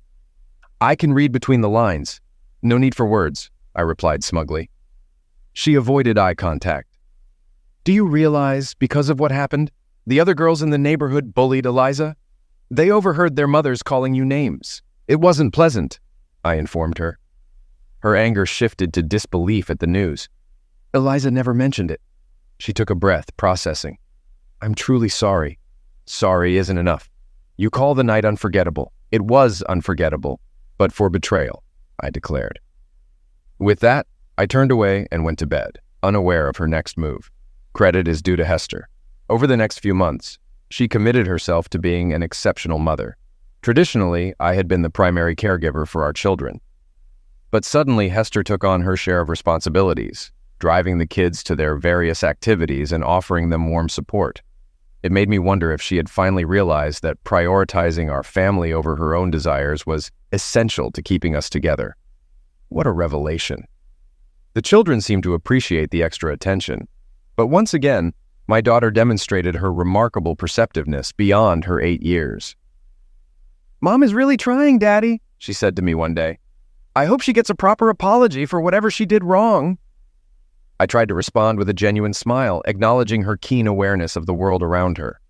Everything appeared normal in the Wilkerson household. I worked diligently to maintain appearances. As for Hester, she seemed eager to make tremendous efforts, not only to uphold appearances, but also to regain my favor. We were two individuals sharing a roof and enjoying certain benefits. Despite her strong desire for normalcy, she expected me to give in eventually. Somewhere within me, remnants of my affection for her remained. However, I couldn't erase 9 years of having her as the focal point of my life. She made things harder for herself by maintaining communication with Senator Prick. I checked her phone calls and messages shortly after her date. She made sure they were clear. Yet she didn't realize how easy it was to clone a phone and access all communications. He seemed to keep in touch regularly, while she tried to keep him at arm's length, at least for now. Can we schedule another date soon? I'll be in town, he texted nearly a month ago. My hubby is still upset from last time, she replied. I can't risk it. Needless to say, I wasn't impressed. A month later, we marked our 10th anniversary with a family trip to Chuck E. Cheese. The kids had a blast, but Hester didn't. She waited until the kids were playing games before expressing her disappointment with me. We've always marked our anniversaries, just the two of us, with a special night. You're altering tradition because you're still holding a grudge? When did you become so petty and small? She remarked, once more. The answer to that question is similar to many others about your date. You did this to me, to us, and to yourself, I replied. Can't you move past this? She pleaded. How often do you two communicate? I asked directly. She dared to smirk before reaching into her pocket, retrieving her phone and handing it to me. I tossed it high into the air and caught it easily when it fell. I understand you've been disloyal, but I also acknowledge your intelligence. I bet there's no evidence of your affair on that phone, not since I confiscated it the first time. However, there are records of past texts and calls that you may not have initiated, but I've never heard you explicitly reject the person. Why is that? Her cheeks flushed as she looked away. Yes, I knew that was a rhetorical question, I muttered. Amidst this turmoil, my career and my children provided stability. Though my colleagues often remarked that I looked like I needed a good night's sleep or even 6, I was convinced I was developing an ulcer. My hard drinks consumption had increased, and sleep was elusive. There were nights when I lay awake for hours, staring at my wife, wondering what went wrong. She insisted on loving me, justifying her actions as separate from our relationship. She felt entitled to her night out with Senator Prick and showed no guilt for her behavior, only regret for the injury she caused me. I waited for the other shoe to drop. Surprisingly, my mother-in-law became a source of strength during this challenging time. She repeatedly expressed regret for her daughter's actions. We apologize, Reggie. We didn't raise her to be this selfish, but I really hope you can find a way to move past this. During one of her calls to check on me, she said, I know what you're doing for the children. As I headed to the kitchen, I grabbed another cooler of beer to take outside. We were having our usual monthly summer picnic in the neighborhood. Outside, we had 2 grills going, offering a variety of hot and cold dishes, fruits, desserts, and drinks. The weather was perfect, sunny, and 80 degrees Fahrenheit with hardly a breeze. The gathering had started a few hours ago and was expected to continue for another 5 or 6. These gatherings were always enjoyable for both kids and adults alike. As I moved through the house, I heard female voices from our home office, typically off limits to non-family. I intended to redirect them to the family room or living area. While most activity happened outside, sometimes someone sought refuge indoors for AC or quiet talks. However, this particular space posed a problem. Yeah, when Reggie takes charge, I can't help but think of him. He's assertive, driven, and focused on his goals. Sometimes I can't shake the memory of that night. It's something I'll cherish forever, Hester declared to her companion as I approached the room. I halted in my tracks, my legs weakening, almost stumbling. Damn, how many people know I'm being betrayed? I heard laughter. Apparently there were 3 of them inside. I missed the rest of the conversation as I fought the urge to vomit. I was relieved to reach the restroom before getting sick, emptying everything from the night before, breakfast, and lunch. After tidying up, I brought the cooler of beer outside and gave 2 bottles to the guys manning the grills. Hey, Reg, you all right? You seem a bit off, said John Lasky, casually concerned. John, I'm good, I replied before drifting away. I stayed quiet for the rest of the gathering. When Hester and her friends returned, I felt eyes on me and noticed smirks aimed my way. Maybe I was losing it, but it seemed like almost every woman at the BBQ was sneering at me. Later that night, after putting the kids to bed and finishing the cleanup, I confronted my wife about my discomfort. She sat on a lounge chair, sipping a wine cooler, looking content. I joined her. Did anyone show up today who doesn't know about your affair? I asked sincerely. She looked taken aback. I returned her gaze, pretending innocence. I might have mentioned it to a couple girlfriends recently. It was quite the experience, she chuckled. He's a charming senator. I couldn't help but share. So first you cheat, then you embarrass me in front of your friends, making every husband aware of your infidelity and branding me as a betrayed, I accused. I'm not unfaithful, and I won't tolerate being labeled as such, she yelled back. It was just one mistake. I didn't sleep with a stranger in some seedy motel. Her eyes flashed with intensity as she rose from her chaise lounge. I've had enough of this, she declared, her voice growing louder. You've been playing games for over a year now. Your wife had an affair with another man, a handsome and muscular man. It's time to move forward. I won't be held hostage by your insecurities any longer. If you can't let go, that's your problem. Either file for divorce or face reality. I'm tired of living a lie with you, pretending to be the perfect couple. Decide now. Her outburst caught me off guard, and I sat in stunned silence for what felt like hours. She had already walked away, leaving me alone, even though I had just regained consciousness. I'm naturally reserved and slow to react, which some, including my wife, interpret as weakness. I seldom panic or act hastily. It pains me to think about not seeing my children every day, but I'm hopeful to salvage my family. I had braced myself for the worst, with a lawyer on standby to fight for me, so I took action. First thing Monday morning, Hester was served with divorce papers at her workplace before the day was out. As expected, she was not pleased. About 5 minutes after being served, my phone began buzzing incessantly. Ignoring all her calls, I anticipated the brewing storm upon my return home. Stepping into the house from the garage, Hester exploded in anger. You fool! She shouted. Your fragile male ego is bruised and you humiliate me in front of my colleagues. Just as you embarrassed us in front of our friends and neighbors the other day, I retorted. You practically begged me to file. So I did. She shot me a scornful look, but remained silent. Putting down my belongings, I approached my children for a brief chat, reassuring them of my unwavering love despite us no longer sharing a home starting tomorrow. Elise grasped the situation, having friends with divorced parents, but Nate seemed puzzled. I knew he would struggle, but I was confident my daughter would lend support. Living in a no-fault state made the divorce process seem straightforward. She was expected to receive primary custody of the children, the house, child support, and some alimony. But no, she vehemently contested. For some inexplicable reason known only to her, her lawyer employed various tactics to prolong the proceedings, including insisting on meetings and even suggesting marital counseling. What's the deal? Have your actions spoken louder than your words? You say you love me, yet you've caused so much turmoil. And then you have the nerve to tell your friends he's the best you've ever had. Why would I want to remain in this marriage if all I get is aggravation? I love my kids, but if I stay with you, they'll only remember an embittered man, I expressed in one session. But I love you, Reg. Are you fixated on one incident? Yes, he was exceptional, but it was a one-time mistake. Please forgive me, she pleaded. I can't, Hess, I replied. You broke our vows and belittled their importance. I can't overlook that. You made promises to me. I hadn't planned to do this. Truly, I hadn't, but everyone has a breaking point. The beauty of a two-party political system lies in its contrast. Regardless of how you spin it, Senator Prick belonged to one side, meaning the opposing party would welcome anything that tarnished his reputation over a year ago. After Hester's affair, I devised a backup plan. I sought the help of a well-connected lawyer in our city to approach the chairman of the opposing political party, who was eager for anything that could damage the senator's chances of re-election and White House aspirations. Despite promising a hefty monetary reward, they eagerly awaited the information. He had to agree that the evidence would only be revealed if the possessor requested it. Every month, my lawyer kept me informed about the chairman's persistent requests. This month, we were ready to fulfill the chairman's demands. The meeting, my first involvement, was set in my lawyer's office. After introductions, I took out a sealed plastic bag from my briefcase and placed it on the conference table. The chairman's surprise was evident upon seeing the bag's contents.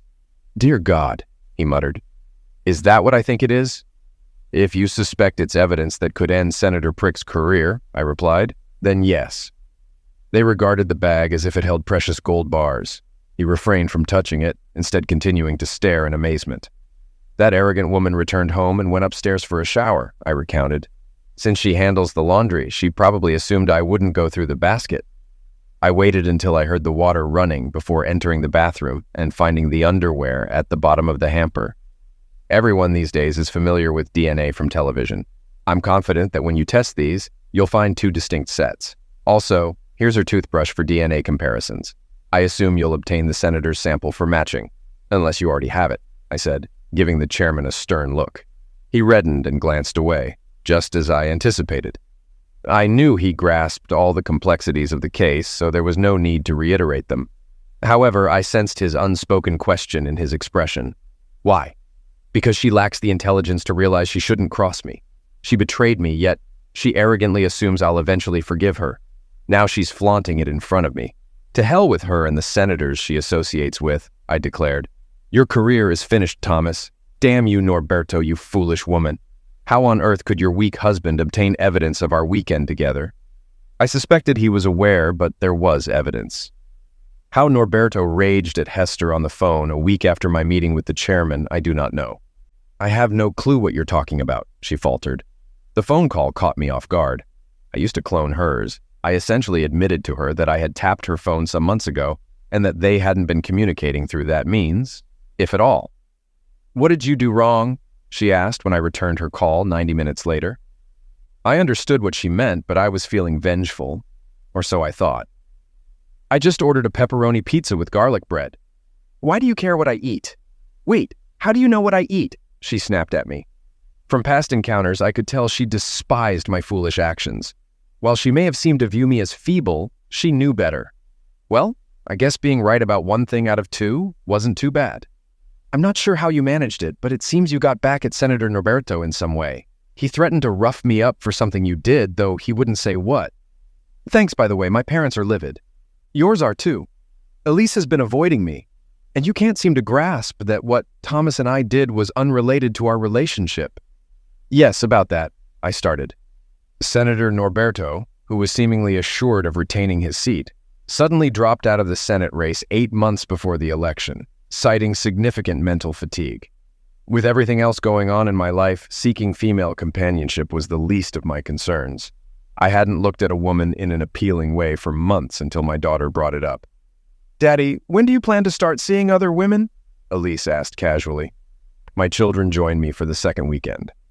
Linda's mom really wants to go out with you, I was stunned. My jaw must have dropped. Lost in the chaos of divorce, I hadn't thought much about my future beyond taking care of my kids. Every other weekend and a few weeks during the summer, Linda's mom brought it up. And you're okay with that? I asked, surprised. Well, she didn't directly tell me, Dad. Elise revealed she overheard her talking with Annie's mom, but yeah, I'd be fine with it. Dad, I don't want you to be alone, but please, not Marcy's mom. None of us kids liked her. Kids pick up on things, Dad. Linda's mom had been divorced from her for about 5 years. I had a terrible husband. She was a charming, lively blonde with curves who still carried the spirited vibe of her old cheerleading days. I had never considered she might be interested in me. When you're married, you don't think about other women's possibilities. At least I didn't. Was I naive? Elise was quietly keeping an eye on me. It's okay, Dad. I'm almost 9. I understand about divorce and all. Nate and I will be fine. Just take care of yourself. It seemed like I was back in the dating scene. Linda's mom, Julie, became my first date after re-entering the dating pool, and it felt nice, though somewhat obligatory. I explained to her that emotionally, I wasn't ready for anything serious yet, considering my recent return to dating. She responded with a comforting smile, telling me I didn't owe an explanation to every person I dated. Julie offered valuable advice, almost like a crash course on navigating life with divorced parents. She also mentioned that I would catch the eye of other divorced moms among my children's friends, given my reputation as a good father with a successful career and, well, not unattractive. She blushed a bit when she mentioned the last part. I went on to date Julie and a few other divorced mothers. Sometimes I hardly thought about my ex-wife, Hester, or our past marriage. While I admitted to feeling lonely at times, it wasn't enough to consider reconciling with her. I refused to entertain the idea of her betraying me again. Hester, however, quickly dismissed her affair as a foolish mistake, promising never to repeat it. A foolish mistake? I scoffed.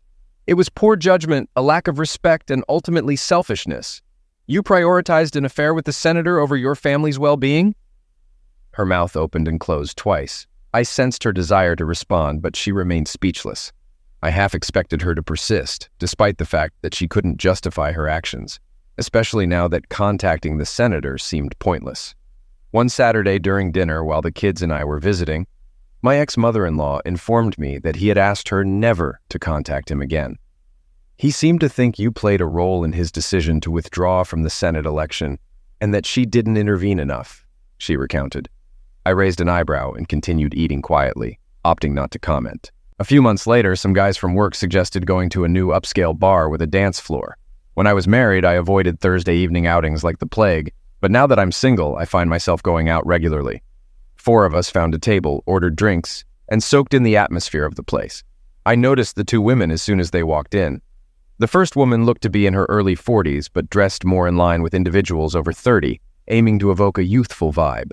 She wore a silk blue shirt, slightly unbuttoned, and a short skirt accentuating her long, toned legs. With short, dark brown hair and green eyes, she seemed brimming with confidence. On the other hand, her friend seemed out of place in the pub setting. Slightly older than her companion, possibly in her early 40s, she exuded refinement and wealth. Clad in a sweater and skirt from a high-end store, she radiated elegance and beauty with her shoulder-length silver blonde hair and dark eyes. Seating themselves at a nearby table, the women quickly caught the attention of males eager to engage or dance with them. I couldn't shake the desire to dance with one of them. Particularly the dark-haired woman seemed ready for some fun, if not more. She readily accepted dances from every man who approached her. In contrast, the blonde woman danced sparingly and seemed more reserved in her movements. An hour later, I resolved to invite the blonde woman to dance. However, as I approached her table, the brunette grabbed my hand and whisked me onto the dance floor. I became completely captivated by her and forgot about her companion. We danced to upbeat songs until the tempo slowed. When she passionately kissed me, I was entranced. We left the club together and went to my place. Our passion carried over into the bedroom, and that night she shared details of her life. It turned out she and her friend were celebrating her recent divorce. Rosie proved to be an amazing lover, and we dated for about a month before she expressed hesitancy to commit so soon after her divorce. I respected her perspective, and we parted amicably. However, since our initial encounter, I've never had the chance to inquire about her friend, which sparked my curiosity. A few weeks later, I found myself alone in the bar of another upscale establishment, seeking solace with a drink. It wasn't my turn to care for the children after a long week, so I had the weekend to myself. She entered the room solo, capturing everyone's attention. Her figure resembled Megan from Stallion, with a cascade of rich brown locks framing her face and draping over her shoulders. Striding over in 4-inch stilettos, she settled next to me. Instantly, I felt like I'd stepped into heaven. I scrambled for a clever opening line, but before I could speak, she gazed into my eyes and asked for my drink order. I replied with a sly grin, feeling a twinge of envy at her poise, and my thoughts scattered. "Excellent choice," she purred. "A man with impeccable taste." Ordering the same undiluted drink as mine, she spent the evening sharing about the boutique marketing company she founded years ago. Remarkable. Not only was she captivating and intelligent, but she also ran a thriving business. Later, we departed for her charming apartment. She mentioned her preference for lovemaking in her own bed, a common sentiment among women, and delved into the psychology behind it. With her impeccably toned physique, I couldn't believe she was 45. Our first encounter was unforgettable. She was an exceptional kisser, and I felt a connection with her unlike any since my date with Hester. In just one night, Maria Washington opened up to me more honestly than Hester ever had. During our 9-year marriage, Maria confessed her dedication to her career and lack of desire for children, preferring casual relationships with various men. Despite developing genuine feelings for her, knowing a traditional relationship wasn't an option, I agreed to be friends with benefits for the next year. We met monthly until Marielle unexpectedly fell in love with a much younger man. "You're one lucky guy," my ex-mother-in-law would occasionally call me. Despite the divorce, we remained close, bound by mutual understanding and our grandchildren. I still referred to them as Mom and Dad. "Could I ask you a favor, Reg?" she inquired cautiously. "Of course, as long as it doesn't involve your daughter," I replied. It was a matter of courtesy to take my mother-in-law's request to bring her personal assistant to their upcoming company Christmas party seriously. She's a good-hearted person, Reg. She went through a divorce a few years ago from an abusive cheater, and I don't think she's dated anyone since. She was hurt, Reg, and she needs a decent guy to show her that not all men are scoundrels. And I think you're a decent guy, my ex-mother-in-law explained. Isn't it odd when your former mother-in-law tries to set you up on a date? Just one thing, Mom, I interjected. Please tell me she's not boring. Mom caught on to the humor and chuckled. I think you'll be pleasantly surprised, Reggie. You might even let us keep the kids for a night or two, she teased. Mom was spot on. I was pleasantly surprised. Cheryl, or Sherilyn as she preferred, was a delightful bundle of charm with a well-proportioned figure. She was warm without being overly effusive, and she had a delightful habit of wrinkling her nose and squinting her green eyes when she was amused. Equally important, she had a genuinely great personality. I made a point of sticking close to Sherilyn throughout the evening, giving her my full attention, much like I would have with my ex-wife. Sherilyn seemed appreciative of the gesture. While she engaged in conversation, she tended to defer to others, which I suppose was understandable given her upbringing. We sat with my in-laws at a table. Mom was as graceful as ever, while Dad was more reserved. At first I understood his demeanor, but he grew more open as the evening progressed. I surprised Jerry with my dancing skills, which I had honed to please my ex-wife, Hester, who loved to dance. Sherilyn also demonstrated proficiency, especially in faster dances. And she complimented me perfectly in slow dances, as if we had been dancing together for years. I savored the feeling of her body against mine as I escorted Sherilyn to the door. She gave me a gentle kiss on the lips and handed me her phone number. I realized I owed my in-laws more time with their grandchildren. After 3 days, I called Sherilyn to ask her out. She agreed to a date the following Friday at one of the city's finest Italian restaurants, followed by an art exhibit at a nearby gallery. Sherilyn dressed more provocatively for our date than she did at the Christmas party, which impressed me even more. We had a wonderful time, and we went out 3 more times before I felt it was time for her to meet my 8-year-old daughter and for me to meet hers. We spent quality time together, playing mini-golf and enjoying a picnic in a nearby park. Overall, I felt it went smoothly, particularly because the 2 girls developed a strong bond. However, as expected for his age, my kid wasn't thrilled because he believed all girls had cooties. Sherry and I met several times a week, and when I had my children, we engaged in family activities together, including all 5 of us. Everything was going well until a few weeks into the new school year, when I received an unexpected phone call from Hester. I'm not sure what your girlfriend has been teaching my kids, but your son was in the principal's office today for fighting, and his face is all beaten up. He's been suspended for 3 days, and all he can say is that it all started with this Monique girl he keeps calling his sister, she raged over the phone. First and foremost, you have no right to call my girlfriend names like that. I'll come over after dinner and take Nate out for ice cream. Let's not jump to conclusions until we know exactly what happened, I responded calmly. I heard her sigh before she hung up.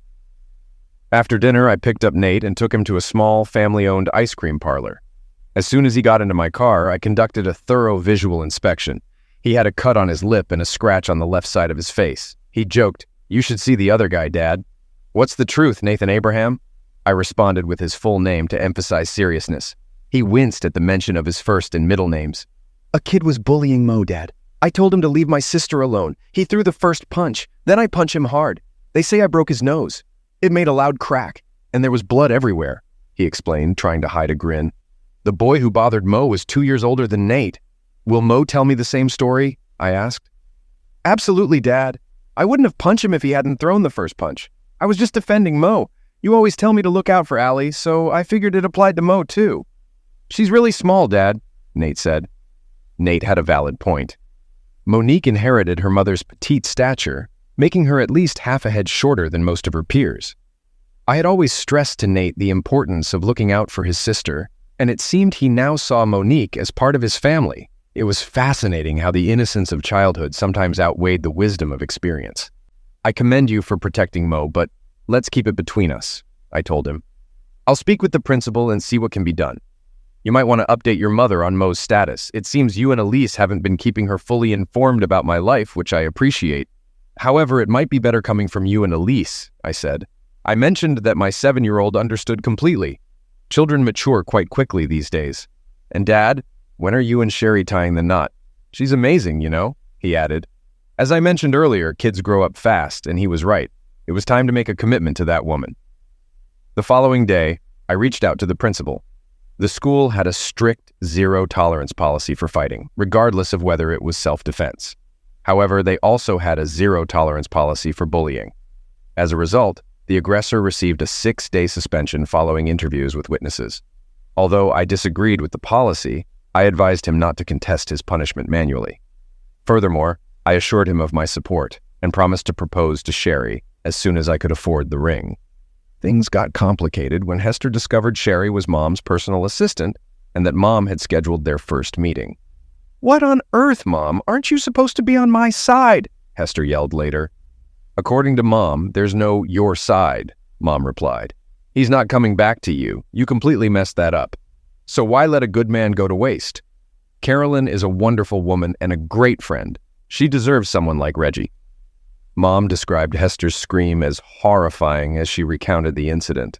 While both my children enjoyed Sherry's company, my daughter in particular seemed to admire her nurturing demeanor towards me. Sherry had a natural inclination to fulfill my desires, making me feel like the master of my domain. This, in turn, encouraged me to treat her like my queen. Elise seemed to enjoy witnessing the affectionate banter between Sherry and me. "I'm not sure if you two are endearing or nauseating," Elise remarked one day, "but I enjoy being around to witness it." A couple of months later, our lovemaking wedding only included our 3 children, my parents, and my ex-in-laws as guests. The court clerk who officiated the ceremony was surprised when my ex-mother-in-law stood as Sherry's maid of honor. "It's quite a story," I chuckled when she inquired. "Nobody expects the Spanish Inquisition to come from the classic British comedy ensemble Monty Python's Flying Circus, but truth be told, nobody expects an inquiry from a federal marshal either." I was taken completely by surprise when 2 officials entered my office on a Monday morning. It seemed the authorities were upset about a certain former senator's altercation and subsequent injury in the restroom of an upscale restaurant in Houston, Texas. My name, along with that of several other aggrieved husbands, emerged as potential suspects. I can't say I'm sorry to hear about the senator's troubles. Nobody, and I truly mean that, deserves it more, I remarked to the disgruntled marshals. "You do realize that the fool slept with my then-wife almost 4 years ago. If I had any intentions, wouldn't I have acted long before now?" I retorted with heavy sarcasm. However, the grilling from the federal agents was just the beginning. A week later, a reporter from the Associated Press showed up at my office seeking details about the aforementioned incident. It appeared he had somehow obtained a confidential roster of 26 women the senator allegedly had affairs with during his time in office. At this point, several individuals were aware of Hester's rendezvous with the senator. Though I certainly didn't publicize it over the years, Hester likely disclosed it to more people than I did. As she took pride in her achievement, however, I couldn't help but wonder about her level of pride when news of the senator's misconduct emerged, implicating her as one of his lovers. "Why did you disclose that to him?" she practically yelled at me over the phone. "I didn't. He informed me that your name was on the senator's roster. All I did was confirm the accuracy of your inclusion on the list. I wasn't going to fabricate to spare you from embarrassment." "Promiscuous. I am not promiscuous," she screamed at me before I ended the call. I must confess I chuckled. I also entertained the thought of taking an extended vacation out of town when the news article broke. She messed up, literally. And yet I was going to suffer an embarrassing fallout as well. Cherry talked me out of that notion. "Don't engage in any confrontation. Stick to the truth. She cheated on you, divorced her. Move on," Cherry advised. Unfortunately, my children were going to endure verbal bullying for the remainder of their school years. We would be addressing the fact that their mother was a self-centered cheater for years to come. I also sympathized greatly with my ex-in-laws, who had become close friends of ours. After the article came out, we invited them to stay with us in the house we had purchased for a couple of weeks. During that time, they mostly stayed indoors and avoided answering their phones. I adore my daughter. You grasp the parental emotions, but I'm deeply ashamed that she thought it acceptable to engage in promiscuous behavior, Dad confessed. No father wants his daughter to be perceived in that manner. As time elapsed, the scandal dissipated, and life resumed its usual course. Gradually, my children began spending more time with Cherry, Mo, and me at our house.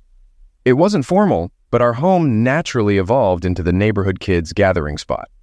Initially, Hester objected, but I believe things smoothed over. Furthermore, I ensured Elise and Nate maintained open communication with Hester to prevent her from accusing me of alienating her children again. Mom and Dad's frequent visits helped alleviate tensions. When the kids were with me, we seldom discussed Hester. Although she remained their mother, she became an ex in my life. They also refrained from mentioning her out of respect for Sherry, whom they now referred to as Mom.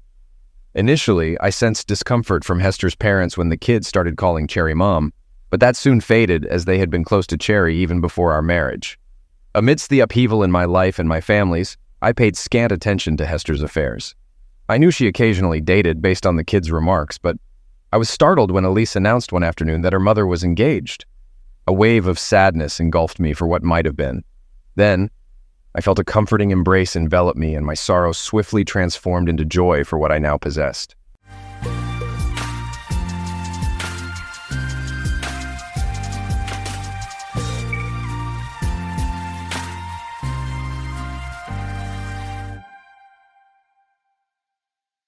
Welcome to Lost Relation Chronicles.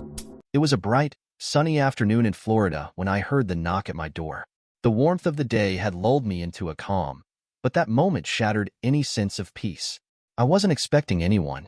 I opened the door, and for a brief second, I caught a glimpse of her, a flash of familiar but hateful eyes. Before I could register what was happening, her thug of a boyfriend barged past her and into the doorway with all the force of a storm. There was no time to react. His fist came at me like a hammer, slamming into my face with a sickening crack. I felt the bone of my nose snap under the pressure, blood immediately pouring down, blurring my vision. Before I could even register the pain, another hit came, this time to my ribs. The force was enough to knock the air from my lungs. I staggered back, gasping, but he was relentless. His fist came again, smashing into my side. There was a sickening crunch as 3 ribs shattered under his brutal attack. I barely had time to comprehend the agony before I felt a sharp, searing pain in my abdomen. He hit me so hard, I could feel something tear deep inside. My spleen ruptured. Blood was pouring out of me now, and I could barely keep my footing as my legs buckled under me. The room spun, and the pain was overwhelming, but he wasn't done. He took pleasure in watching me crumble, each strike more savage than the last. I could hear him laughing, his breath ragged, as I struggled to stay conscious. The next thing I knew, the world around me was going dark, but not before I felt another strike. This time, a brutal kick to my stomach. The impact sent a surge of pain through me, and as I went down, I thought for a moment that I might not make it out of this. All of this, my body breaking under the force of his blows, happened in the span of moments, leaving me barely able to keep my eyes open as I collapsed to the ground. He gave me a concussion and inflicted numerous other injuries. There was no time to react. He wanted me to feel every blow. The strikes paused, and I could sense he was relishing my pain. It felt like every part of my body was damaged. If I hadn't been in good shape, I might not have survived. The last thing I remember was her kicking me and spitting on my bloodied body. I was barely conscious. I heard her growl, "You son of a bitch. Did you think you could just walk away from me? Who the hell do you think you are? I told you I'd make you pay. If you go to the cops, Juan will kill you. Hell, maybe we'll come back tomorrow to finish the job." Think about that. Then, I passed out. I had spent the last 20 years married to a monster. My name is George Brown. When I first opened my eyes, everything was a blur. I felt disoriented, the world spinning around me. There was an incessant beeping sound that grated on my nerves, and I thought, hospital? How did I get here? But the details wouldn't come. I felt a surge of anger and pain, flashes of my ex-wife's sneering face overwhelming my thoughts. Tubes were jammed down my throat, in my nose, and attached to my arm. I couldn't move. I wanted to speak, but I was so tired, so unbearably tired. And then everything went black again. 2 days later, I heard a familiar voice. My son, Eric, shouting, "He's awake. Call the doctor." "Dad, can you hear me? You're going to make it. I knew you were too tough to die." I told them. "What happened to you?" "Eric is a second-year student at State College, studying engineering. He's a good kid, smart, driven, and he loves me.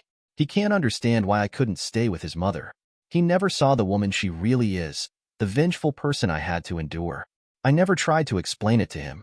Maybe I didn't have to. Despite everything, she was a good mother, and that's all Eric needs to see. He's the one thing in the world she truly cares about." I tried to respond, but my throat was raw, dry, and aching. All I could manage was a weak grunt. Eric carefully gave me a sip of water, which eased the dryness just enough for me to speak. I whispered his name, "Eric," and motioned for him to come closer. When he leaned in, I could barely make the words come out. "Your mother did this to me. Your mother." My voice faltered, and I couldn't say more.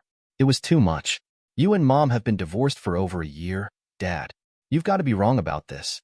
Sure, Mom can be mean sometimes, but I can't believe she'd go this far. She doesn't hate you that much for leaving her. She says she's moved on. Mom told me she has a new man now. I met him once. Didn't like the look of him. Anyway, get some rest, Dad. We'll talk later. I'll be back to see you tomorrow. Just relax. You've been through a lot. The police said they'll come back for your statement once you're feeling better." Eric thought I was delirious, caught up in some confusion from the trauma, but I remembered everything. I wasn't wrong. I knew exactly what had happened. I knew about Juan. Not long after I reached the hospital, I died. If Eric hadn't stopped by my apartment when he did, I wouldn't have made it. I was lucky they left my door open. I could hear the nurses whispering as they worked to stabilize me. One of them asked, "What happened? Did he get hit by a truck?" "No," the surgeon replied.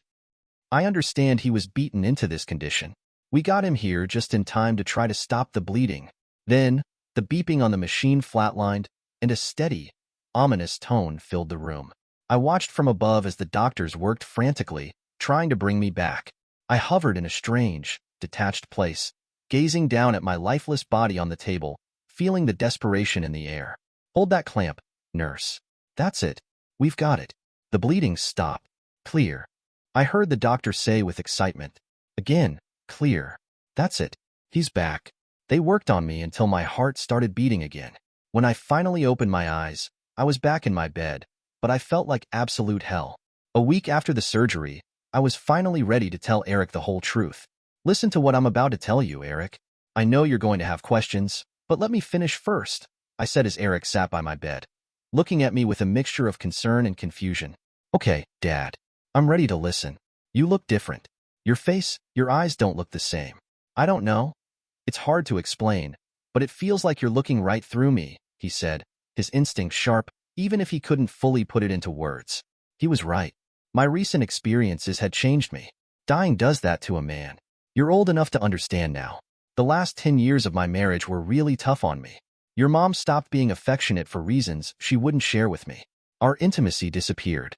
She always took care of you in the house, but to her, I was just a convenient source of income and status, nothing more. Nothing I did made any difference to her. I tried everything.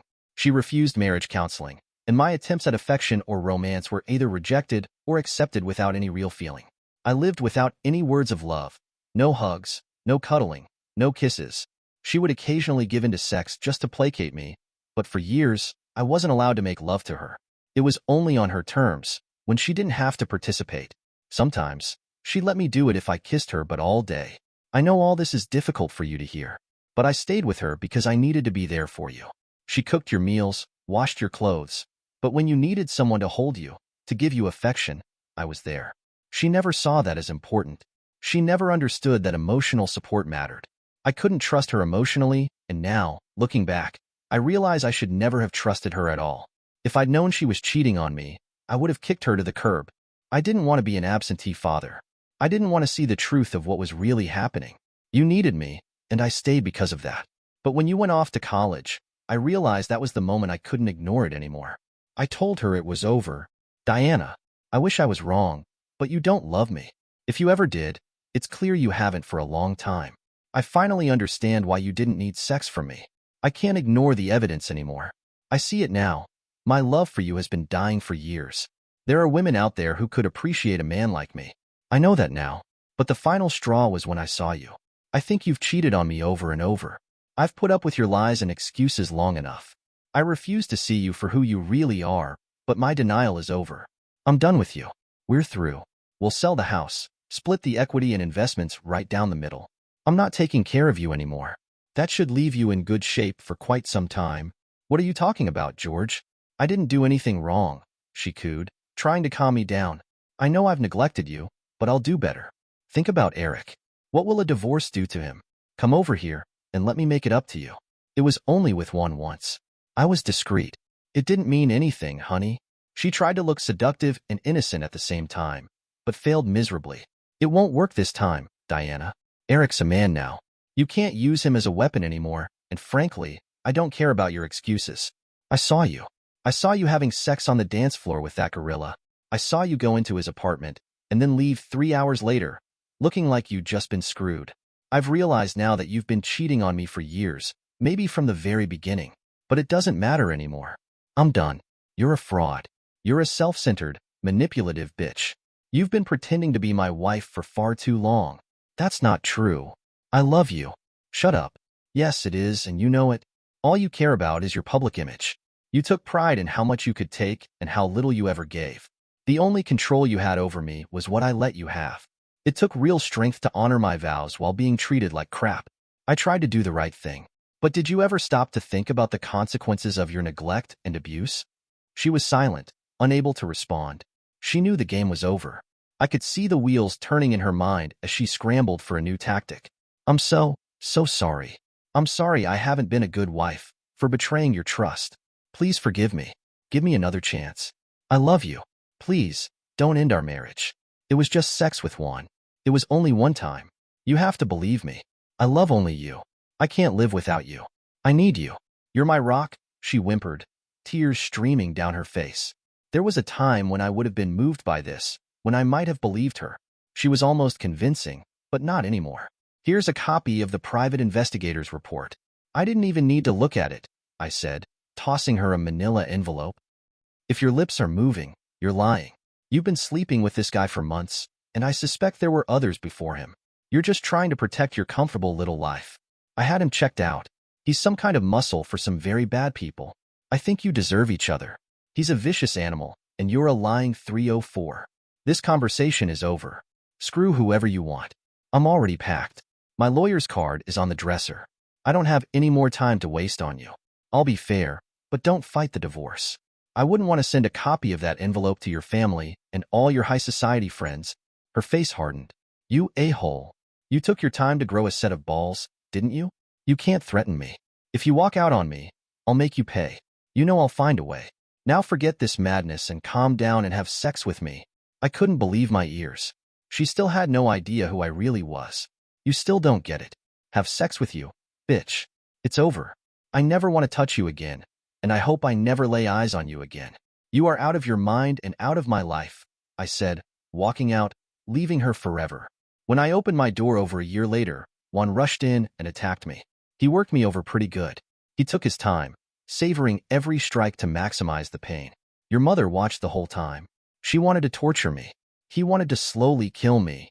Have you talked to the police? Did you tell them what happened? Eric asked, concern in his voice. No, and you won't either, I replied, my voice flat, emotionless. Why not, Dad? He almost killed you. They shouldn't be allowed to get away with this. She's my mother, but I'm ashamed of her. How did she think she was going to get away with hurting you like this? One day you can ask her. Right now, I'd prefer it if you said nothing about me. I want her to think about what I'll do next. She's no doubt looking for one to protect her. You should know they did kill me. I died on the operating table. The doctors brought me back. I'll deal with both of them in my own way, in my own time. Damn, I didn't know that. Oh my God. I don't know what I would do without you. I don't know what to say. You're not going to hurt her, are you, Dad? He couldn't stop caring about his mother. I understood. No physical harm will come to your mother by my hand. I promise you that. But I won't rest until justice is done. They took something from me, and I want it back. What's that, Dad? My pride, son. My pride. I won't sleep until I make this right. The vacant look in my eyes scared him. I guess you have to do what you have to do, Eric said, his voice full of concern. I never knew she was capable of something like this. Juan looks dangerous, and he's about 240 pounds, Dad. You're too much of a nice guy to get tangled up with him. Let the police handle it. What are you going to do? Don't worry about me, son, I replied, trying to reassure him. It's better if you don't know what I'm going to do. The nice guy you're describing died on that operating table. Juan and your mother should be the ones who are afraid now. Once I was strong enough, I began gathering the tools I'd need to deal with my ex-wife and Juan. Among the items were a collapsible baton and a stun gun. The clerk explained how it worked to me. Generally, a quarter-second shock will startle the attacker, causing short-term pain and muscle contractions. 1 or 2 seconds will cause intense pain and contractions and might drop him. Over 3 seconds, the attacker will be in serious trouble. He'll collapse and remain unconscious for several minutes. I decided to handle Juan first. I waited for him to leave his condo, and as he turned toward his car, I gave him a 4-second jolt from the stun gun. When he came to, he was cuffed and bound in the back of my car. I pressed a chloroform-soaked handkerchief over his face, and he drifted off again. By the time he woke up, he was standing on the trunk of his car, his hands tied above him and secured to a tree branch. Where am I? Why am I here? Who are you? He strained to make out my figure in the dim light as I stepped closer. Do you recognize me now, Juan?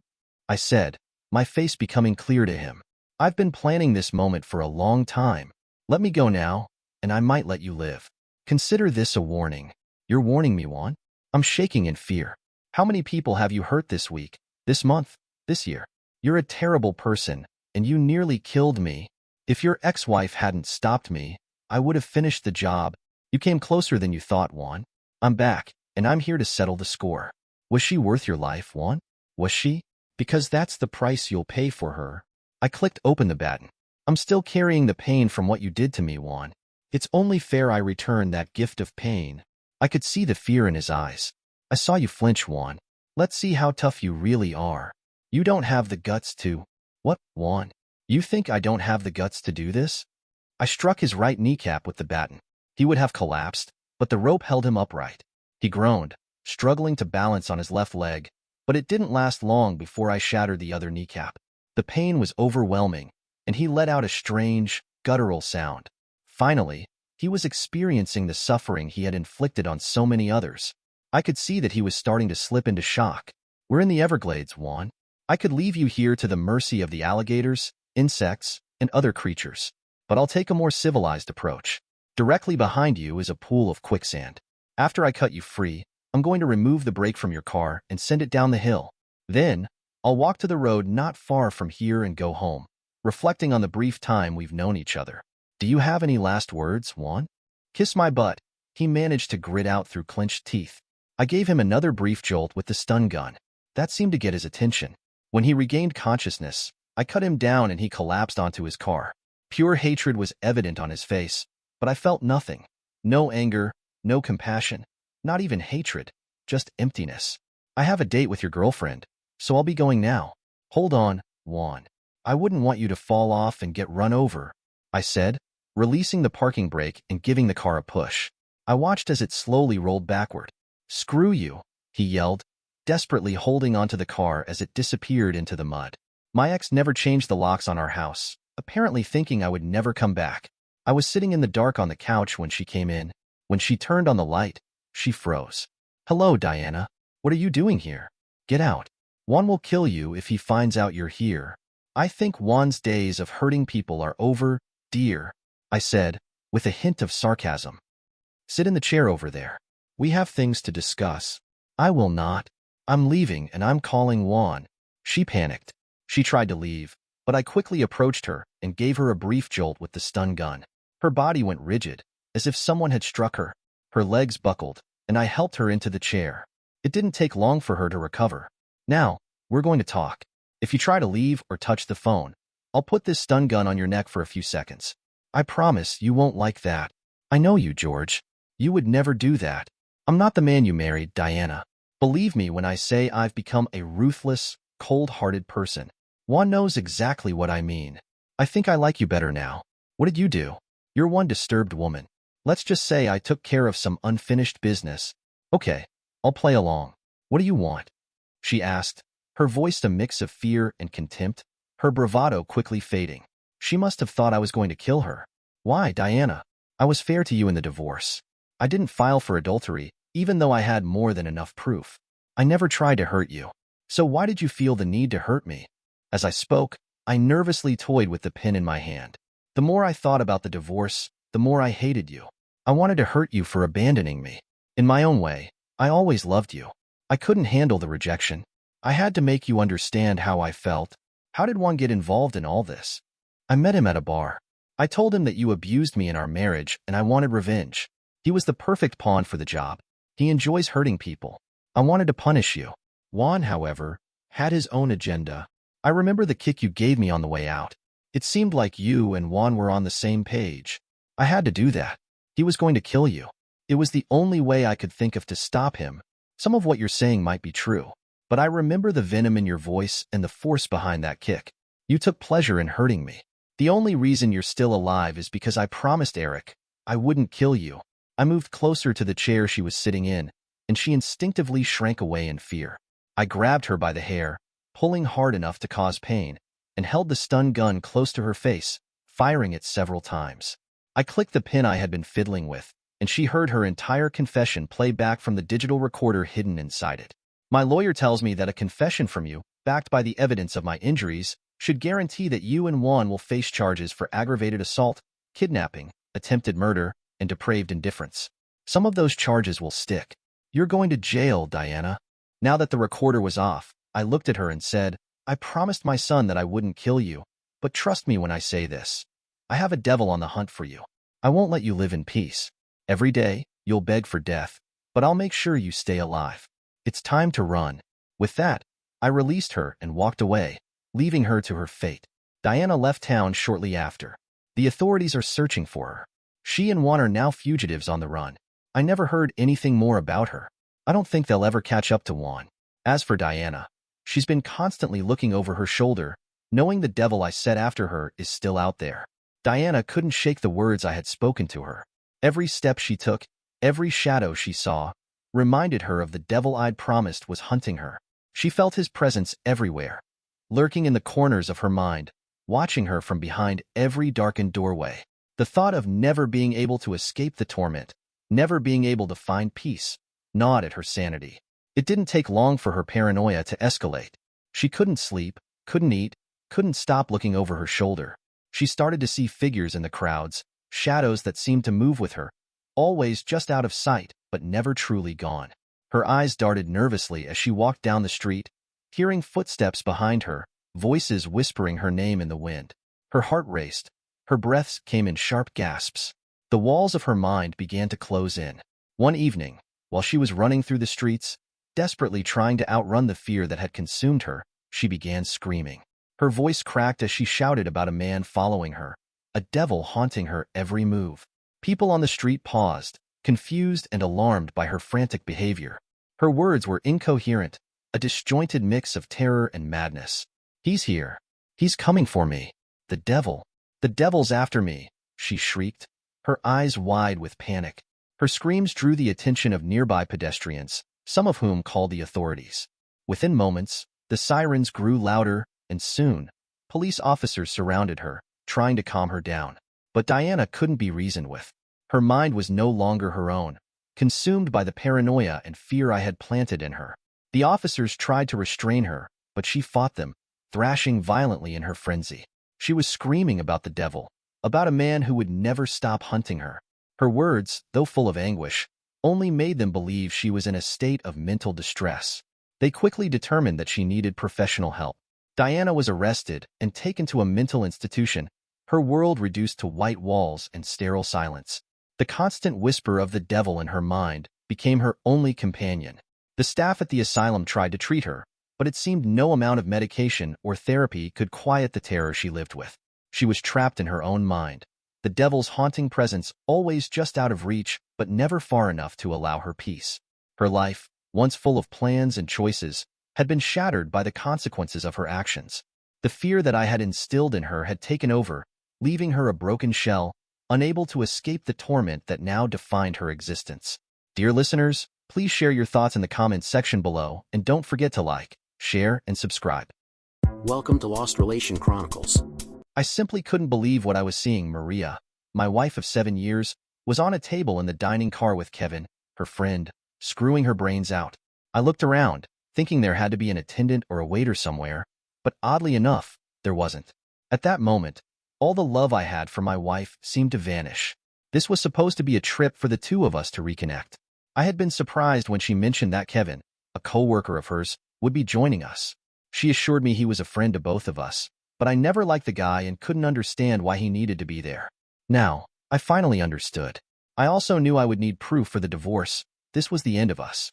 The sight of them together stirred something in me, but there was no way I was going to tolerate such disrespect. I pulled out my phone and started recording the scene. I had no interest in their conversation, only in getting the evidence I needed. It seemed like they screwed forever on that table. Finally, they stopped and Maria straightened out her dress. "We have to be careful," she spoke as they took their seats. "If Alistair finds out about us, he won't be happy at all." "Ah, screw that cuck," Kevin said with a sneer. "We've been screwing for the last year, and he's never found out." "What?" I thought to myself. This shit's been going on for a year? I knew things had been a bit strained between Maria and I, with my work schedule being so harried, but damn it, that's what kept a roof over our heads.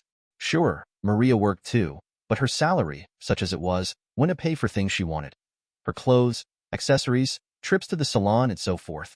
That was the whole idea of taking a few days off to travel a bit by rail, and see the sights and spend time in each other's arms. So, are you going to give him sloppy seconds when you get back to him? That would be so wicked, wouldn't it? "Did you do like I said about the birth control?" he asked. Maria nodded her head. "Yeah, I quit taking it so you could knock me up. I told Alistair I was on my period this week, so he won't be expecting any sex." They both had a good laugh at that. "So why do you stay with him?" Kevin asked. "You obviously don't love him, or you wouldn't be doing this to him." "Well, it's not that I don't love him. I like him enough, but I just don't have that burning love for him anymore. Besides, he brings in a good paycheck, and you know I couldn't live off what I make." "So, you're staying with him for the money?" She nodded her head. "Pretty much. Hell, I could never afford the accommodations he got on this trip, and neither could you. So, when do you want to get together again?" he asked. "I don't know, maybe later this evening after he goes to sleep." I saw and heard enough, and ended the video. I made my way back to the sleeper car where Maria and I stayed and considered my options. Divorce was a given, but there had to be something more. Both her and her boyfriend needed to pay. I called Fred, my lawyer. "Fred Jurgens," the man said as he answered the call. "Fred, this is Alistair Brown. I need you to start preparing divorce papers for me, and I want the prenuptial enforced." "Divorce?" Fred asked, surprised. "Are you sure about this?" "I've never been more sure of anything in my life." "On what grounds?" Fred asked. "Adultery. I have video I can send you if you need proof." "Yeah, do that. I've got the prenup here, so it shouldn't take too long to get it set up." "When do you want her served?" "The sooner the better. We'll be back in Springfield in a couple days, so maybe you can have her served at the train station." "I also need to find out what I can about her boyfriend, Kevin Flanders. He works with her. I'll get our investigator on it. Send me the video, and I'll take a look. Don't do anything stupid. Got it?" "Yeah, right. You know me." "Yeah, I do. That's why I said not to do anything stupid." Fred always made me laugh. We ended the call, and I sent Fred the video. Then I sat back and thought for a minute about what else to do. I pulled out my tablet and connected my phone to it. After transferring the video to the tablet, I turned on the phone's hotspot and used that to connect my tablet to our home network through a virtual private network. I had that set up some time back so I could safely access my files from anywhere in the world. The first thing I did was log into our banking and do the typical dance, closing joint cards, moving funds around, etc. I didn't want to take any chances, even with the prenuptial agreement. I had another evil thought. Maria liked to use the home computer for her personal emails. Fortunately, she wasn't too bright about things like security, so I was able to log into her webmail account with a couple clicks. I copied the video first to the tablet, then to the home computer. With her webmail client open, I wrote an email, trying to sound like her. I used a cheesy subject line that sounded like her. "Check out my fun train trip." In the body, I wrote, "Check out what I do while my clueless hubby sleeps." I then attached the video to the email and sent it to everyone on her contact list. That's right, friends. family, her coworkers, you name it. I looked it over for a minute, then hit send. Screw it, I thought to myself. I opened the door to our compartment just in time to see one of the attendants. I motioned for him to come over when he looked up at me. Is everything all right, sir? He asked. Well, my wife says she wants to move to another cabin. Can you tell me what cabin a Kevin Flanders is located in? The attendant consulted his tablet for a moment before answering. You want your wife's stuff moved into that cabin? He asked. Are you sure? That's in the economy class and isn't anywhere near as nice as this. That's life. He nodded his head in understanding. I see. Sure, I'll help you get her stuff packed up. We worked fast, not really caring how nice her clothes were packed. Once we finished, I helped the attendant take her stuff to his cabin, which was less than half the size ours is. I laughed as I tossed her things on his little bunk bed. Let her deal with that, I thought to myself. I'll need to make her a new key card. He grabbed a white card out of his pocket and slid it through a magnetic writer connected to his tablet. He looked at me when he finished. Do you know where she is? He asked.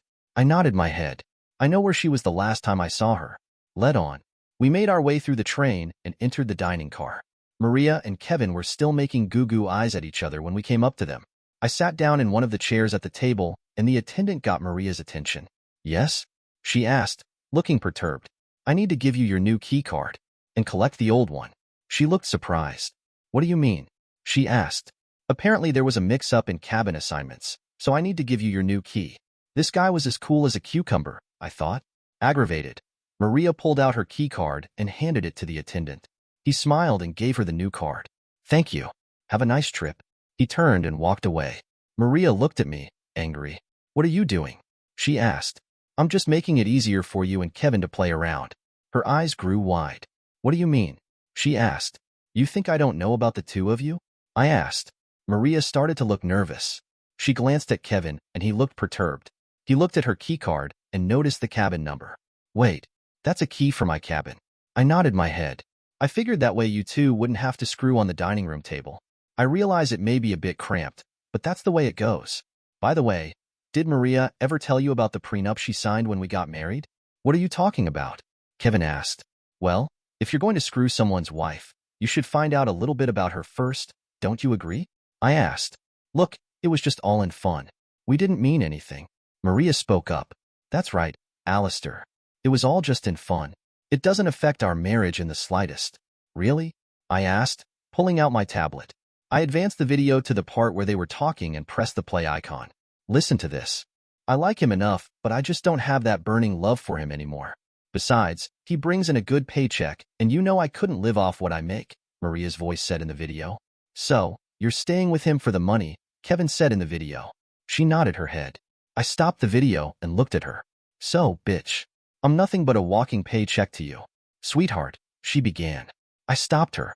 You don't ever get to call me sweetheart, dear, honey, or anything else, bitch.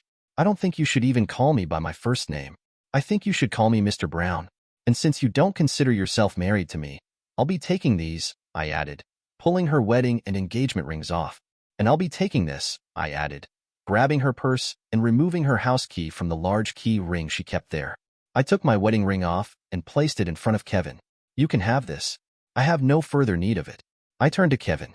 The prenup that she signed, Kevin, says that in the event of infidelity, the guilty party, in this case, Maria, receives absolutely nothing. I'll let her have her clothes and her jewelry. But that's it. I don't think she'll be able to keep up the payments on her car. Fortunately, I had the paperwork done in her name, so it'll be her credit rating that takes a hit. You a-hole, starting to stand up. I grabbed a fork and moved to stab his hand. He sat back down. Don't screw with me. Please, tears welling up in her eyes. Alistair. Mr. Brown, please don't do this. I've learned my lesson. Can't you forgive me and we can put this behind us?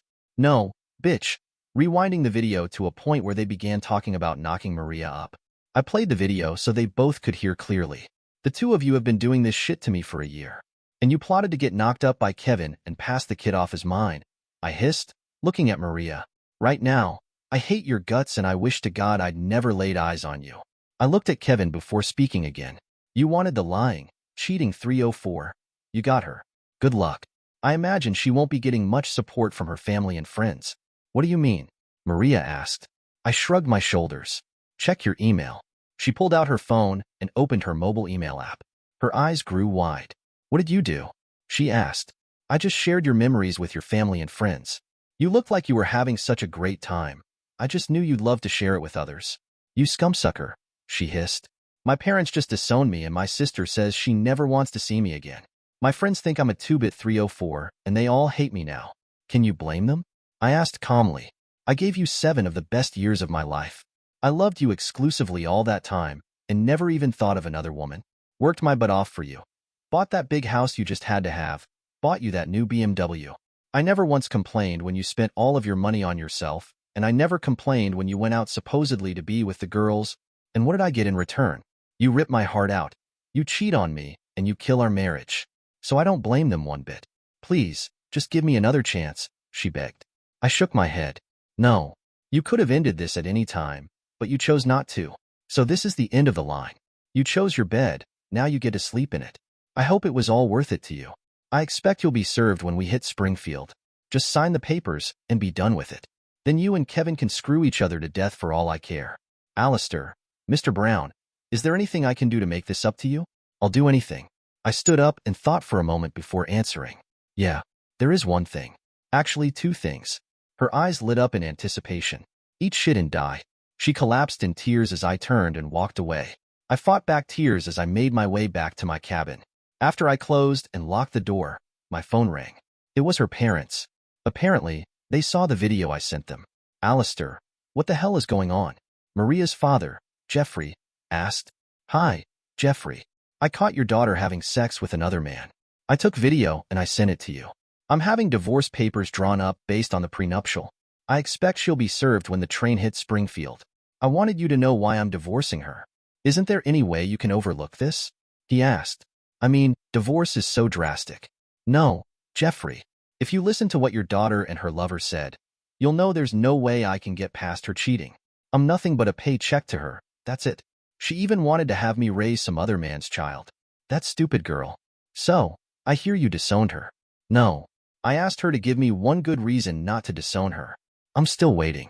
Well, for what it's worth, I'm glad that you had us sign that prenup. This probably wasn't the way you envisioned things happening, but you did me a big favor. I'm sorry, Alistair. You're right, and I've since grown to love you like the son I never had. I think the world of you as well. Is there anything we can do? He asked. Actually, there is. Do you guys still have that extra key to the house I gave you? Yes, we do. Would you mind getting a truck and picking up her stuff out of the house? I asked. I won't be in town for another couple days, and I don't want her in the house. I'll reimburse you for the truck. Sure, we can do that. What about her car? You can take that as well, but I'm not sure how long she'll be able to keep it. Maybe you can teach her how to do a budget, or maybe she can trade it in for something she'll be able to afford. Okay. Look, Alistair, I'm really sorry about all this. Not your fault. We said our goodbye and ended the call. The phone rang the second I put it in my pocket. It was Maria's cousin, Leah. I answered the call. What do you want, Leah? I asked. So, you finally know about Maria? She asked. Yeah. I take it you're going to divorce the no-good bitch? She asked. Of course. Already have things in the works. Good. You know I've always had the hots for you. Truth was, I found Leah to be smoking hot as well, but I was married to her cousin, so that made her off limits. Well, you're pretty hot yourself. Leah had this thing about wearing short skirts and tiny, ripped short shorts around me, and it always got me excited. So you have noticed. Of course, I told her. So, now that you've kicked the bitch out, do you think we can hook up? She asked. Maybe once the divorce is final. Okay, I understand. I've waited 7 years for you, so I guess I can wait a few more months. Then I'm going to screw your brains out. I'll see you when you get back. The call ended, leaving me with a hard-on. Something good might come out of all this after all. The next 2 days went by pretty fast for me. Most of my time was spent on the phone. I rarely ventured out of my cabin, so I wouldn't have to face the 2 cheaters. I had heard from Fred, who told me what I suspected. Kevin Flanders was a well-known womanizer who had been divorced twice for cheating. His last wife had also filed charges of domestic abuse against him. It figured that Maria would gravitate towards someone like that, but I hoped she would wake up in time and leave him. Shortly before the train pulled into Springfield, Maria knocked on my door. Who is it? I asked through the closed door. It's me, Maria. What do you want?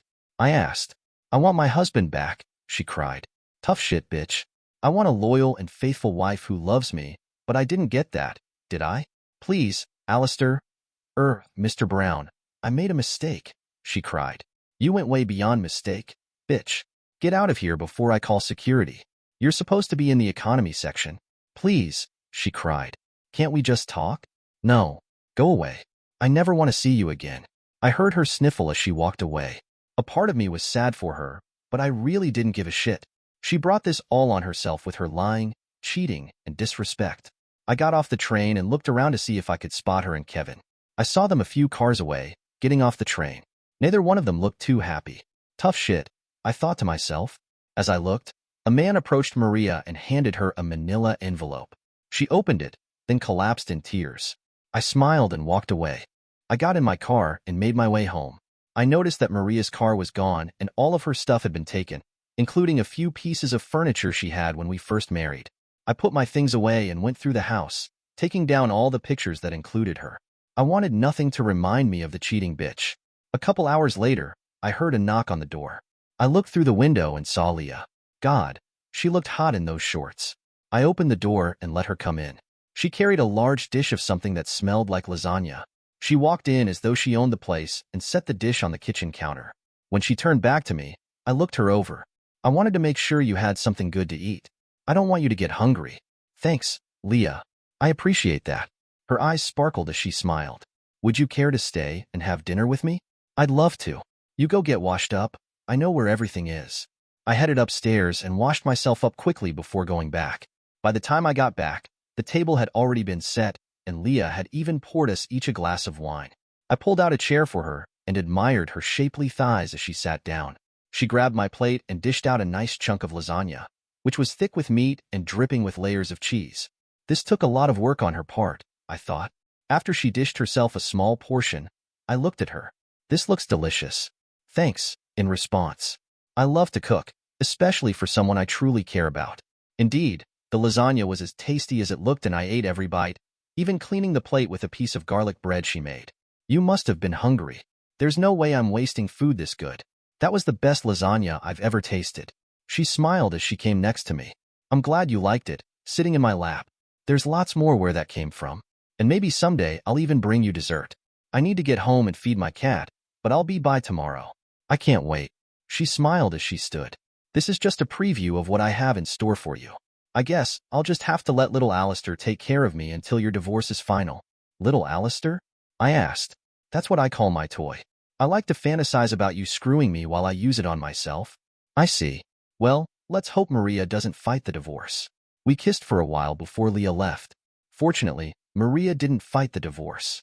Apparently, she realized I had her dead to rights and decided to end the marriage. The two of them were able to keep their jobs, but from what I heard, it was by the skin of their teeth. She signed the paperwork and called me to apologize and tell me that it was a done deal. Fred called to let me know the signed papers were filed and I would be a free man in 30 days. Was I happy? I was glad to be rid of a cheating 304 of a wife, but a part of me felt like something was missing.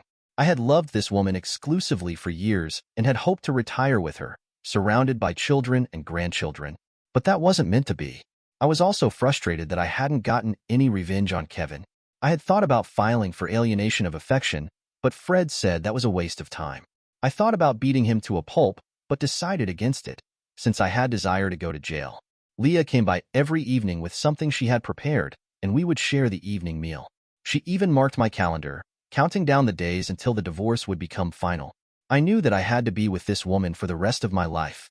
She must have thought the same thing. She turned on her side and looked me in the eye. I've always loved you, Alistair. I'll never do to you what my stupid cousin did. I want to spend the rest of my life right here with you. So, does that mean you'll marry me? I asked. She smiled and threw her arms around me. Yes, baby.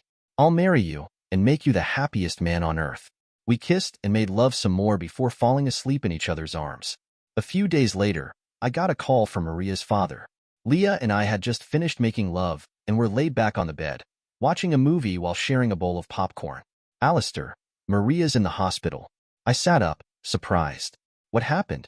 I asked. That a-hole she's with beat her half to death. I told her to call the cops, but she refused. Is she going to be okay?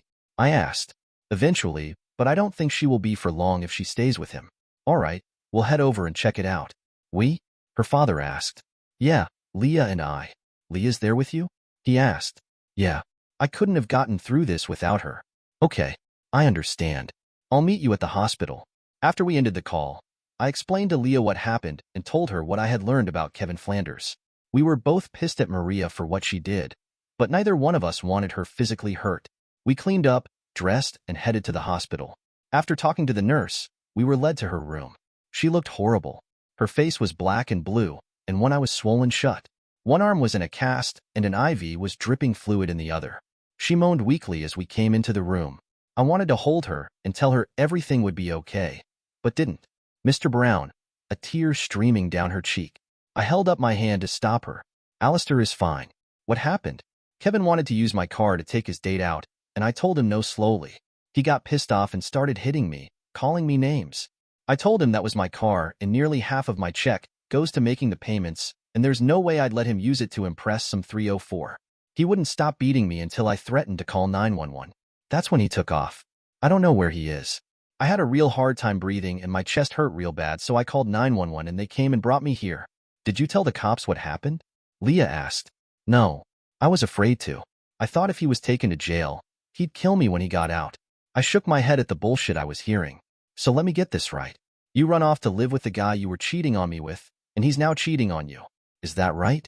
She sobbed as she nodded her head. Yeah. I really screwed up, didn't I? Yes, you did. But you don't deserve this. He committed a crime, and he needs to be locked up. Maria, did you know he has a history of domestic violence? I knew he could be a bit rough, but no, I didn't. Leah wrapped her arms around her cousin and tried to comfort her. Maria noticed the diamond ring on her finger. Are you engaged? Maria asked. Leah smiled and nodded her head. Yeah, Alistair and I are getting married. Maria began sobbing, her tears soaking Leah's t-shirt. But you're still my cousin, and I still love you even though I think you're a stupid bitch for what you did to Alistair. Just then, Maria's parents came into the room. They were furious when Leah and I told them what happened. All right, Jeffrey told Maria. We'll stay here with you, and we'll move you back into the house when you get discharged. You'll stay with us until you can get back on your feet. He looked at me and motioned me into the hallway. What do you know about this Flanders guy? He asked. I told him what I had learned from Fred, and he nodded his head, taking mental notes. And you say he works with Maria? Yes. He nodded his head some more. Okay, I'll take care of Flanders. I'm not going to get into it with you. You don't need to know the details, trust me. What's with you and Leah? Well, she helped me get through the divorce and we're now engaged. He smiled as he nodded his head. I'm not surprised. She's always had a thing for you. Congratulations. At least you'll still be a part of the family. Thanks. Is there anything I can do to help with Flanders? He shook his head. No. I got this covered. Besides, you're going to be married soon and the last thing Leah needs is to have her new husband in jail. The less you know, the better. Jeffrey went down the hall, talking to someone on his cell phone. I headed back into Maria's room. Maria's mother looked at us. I'll stay with her tonight. Jeffrey will arrange to get her things from that man's apartment. Thank you for coming by. You're welcome. Giving her a hug. Maria looked at me with tears in her eyes. I'm so sorry. For everything. Can you forgive me? I thought for a moment before speaking. I think so, cognizant of the two other women looking at me. After all, we're still going to be family. Thank you. I walked over and gave her a goodbye hug. You get well, lightly kissing her forehead. Take good care of him, Maria told Leah. Please. Leah smiled and nodded her head. I intend to. We left the hospital and headed home. I had no idea what Jeffrey had in mind regarding Kevin, but I had heard stories about his time in the military. I also knew he had friends in high and low places, so I kept an eye on the local news, even checking the obituaries. I didn't see anything there, but a small story did pop up in the local paper a week later about a man getting mugged and severely beaten outside a local bar. According to the story, the man, identified as Kevin Flanders, was confronted by a group of men who ended up breaking 3 of his ribs, his jaw, a kneecap, and an arm. The story also said something about his testicles getting severely injured. I had to laugh at that.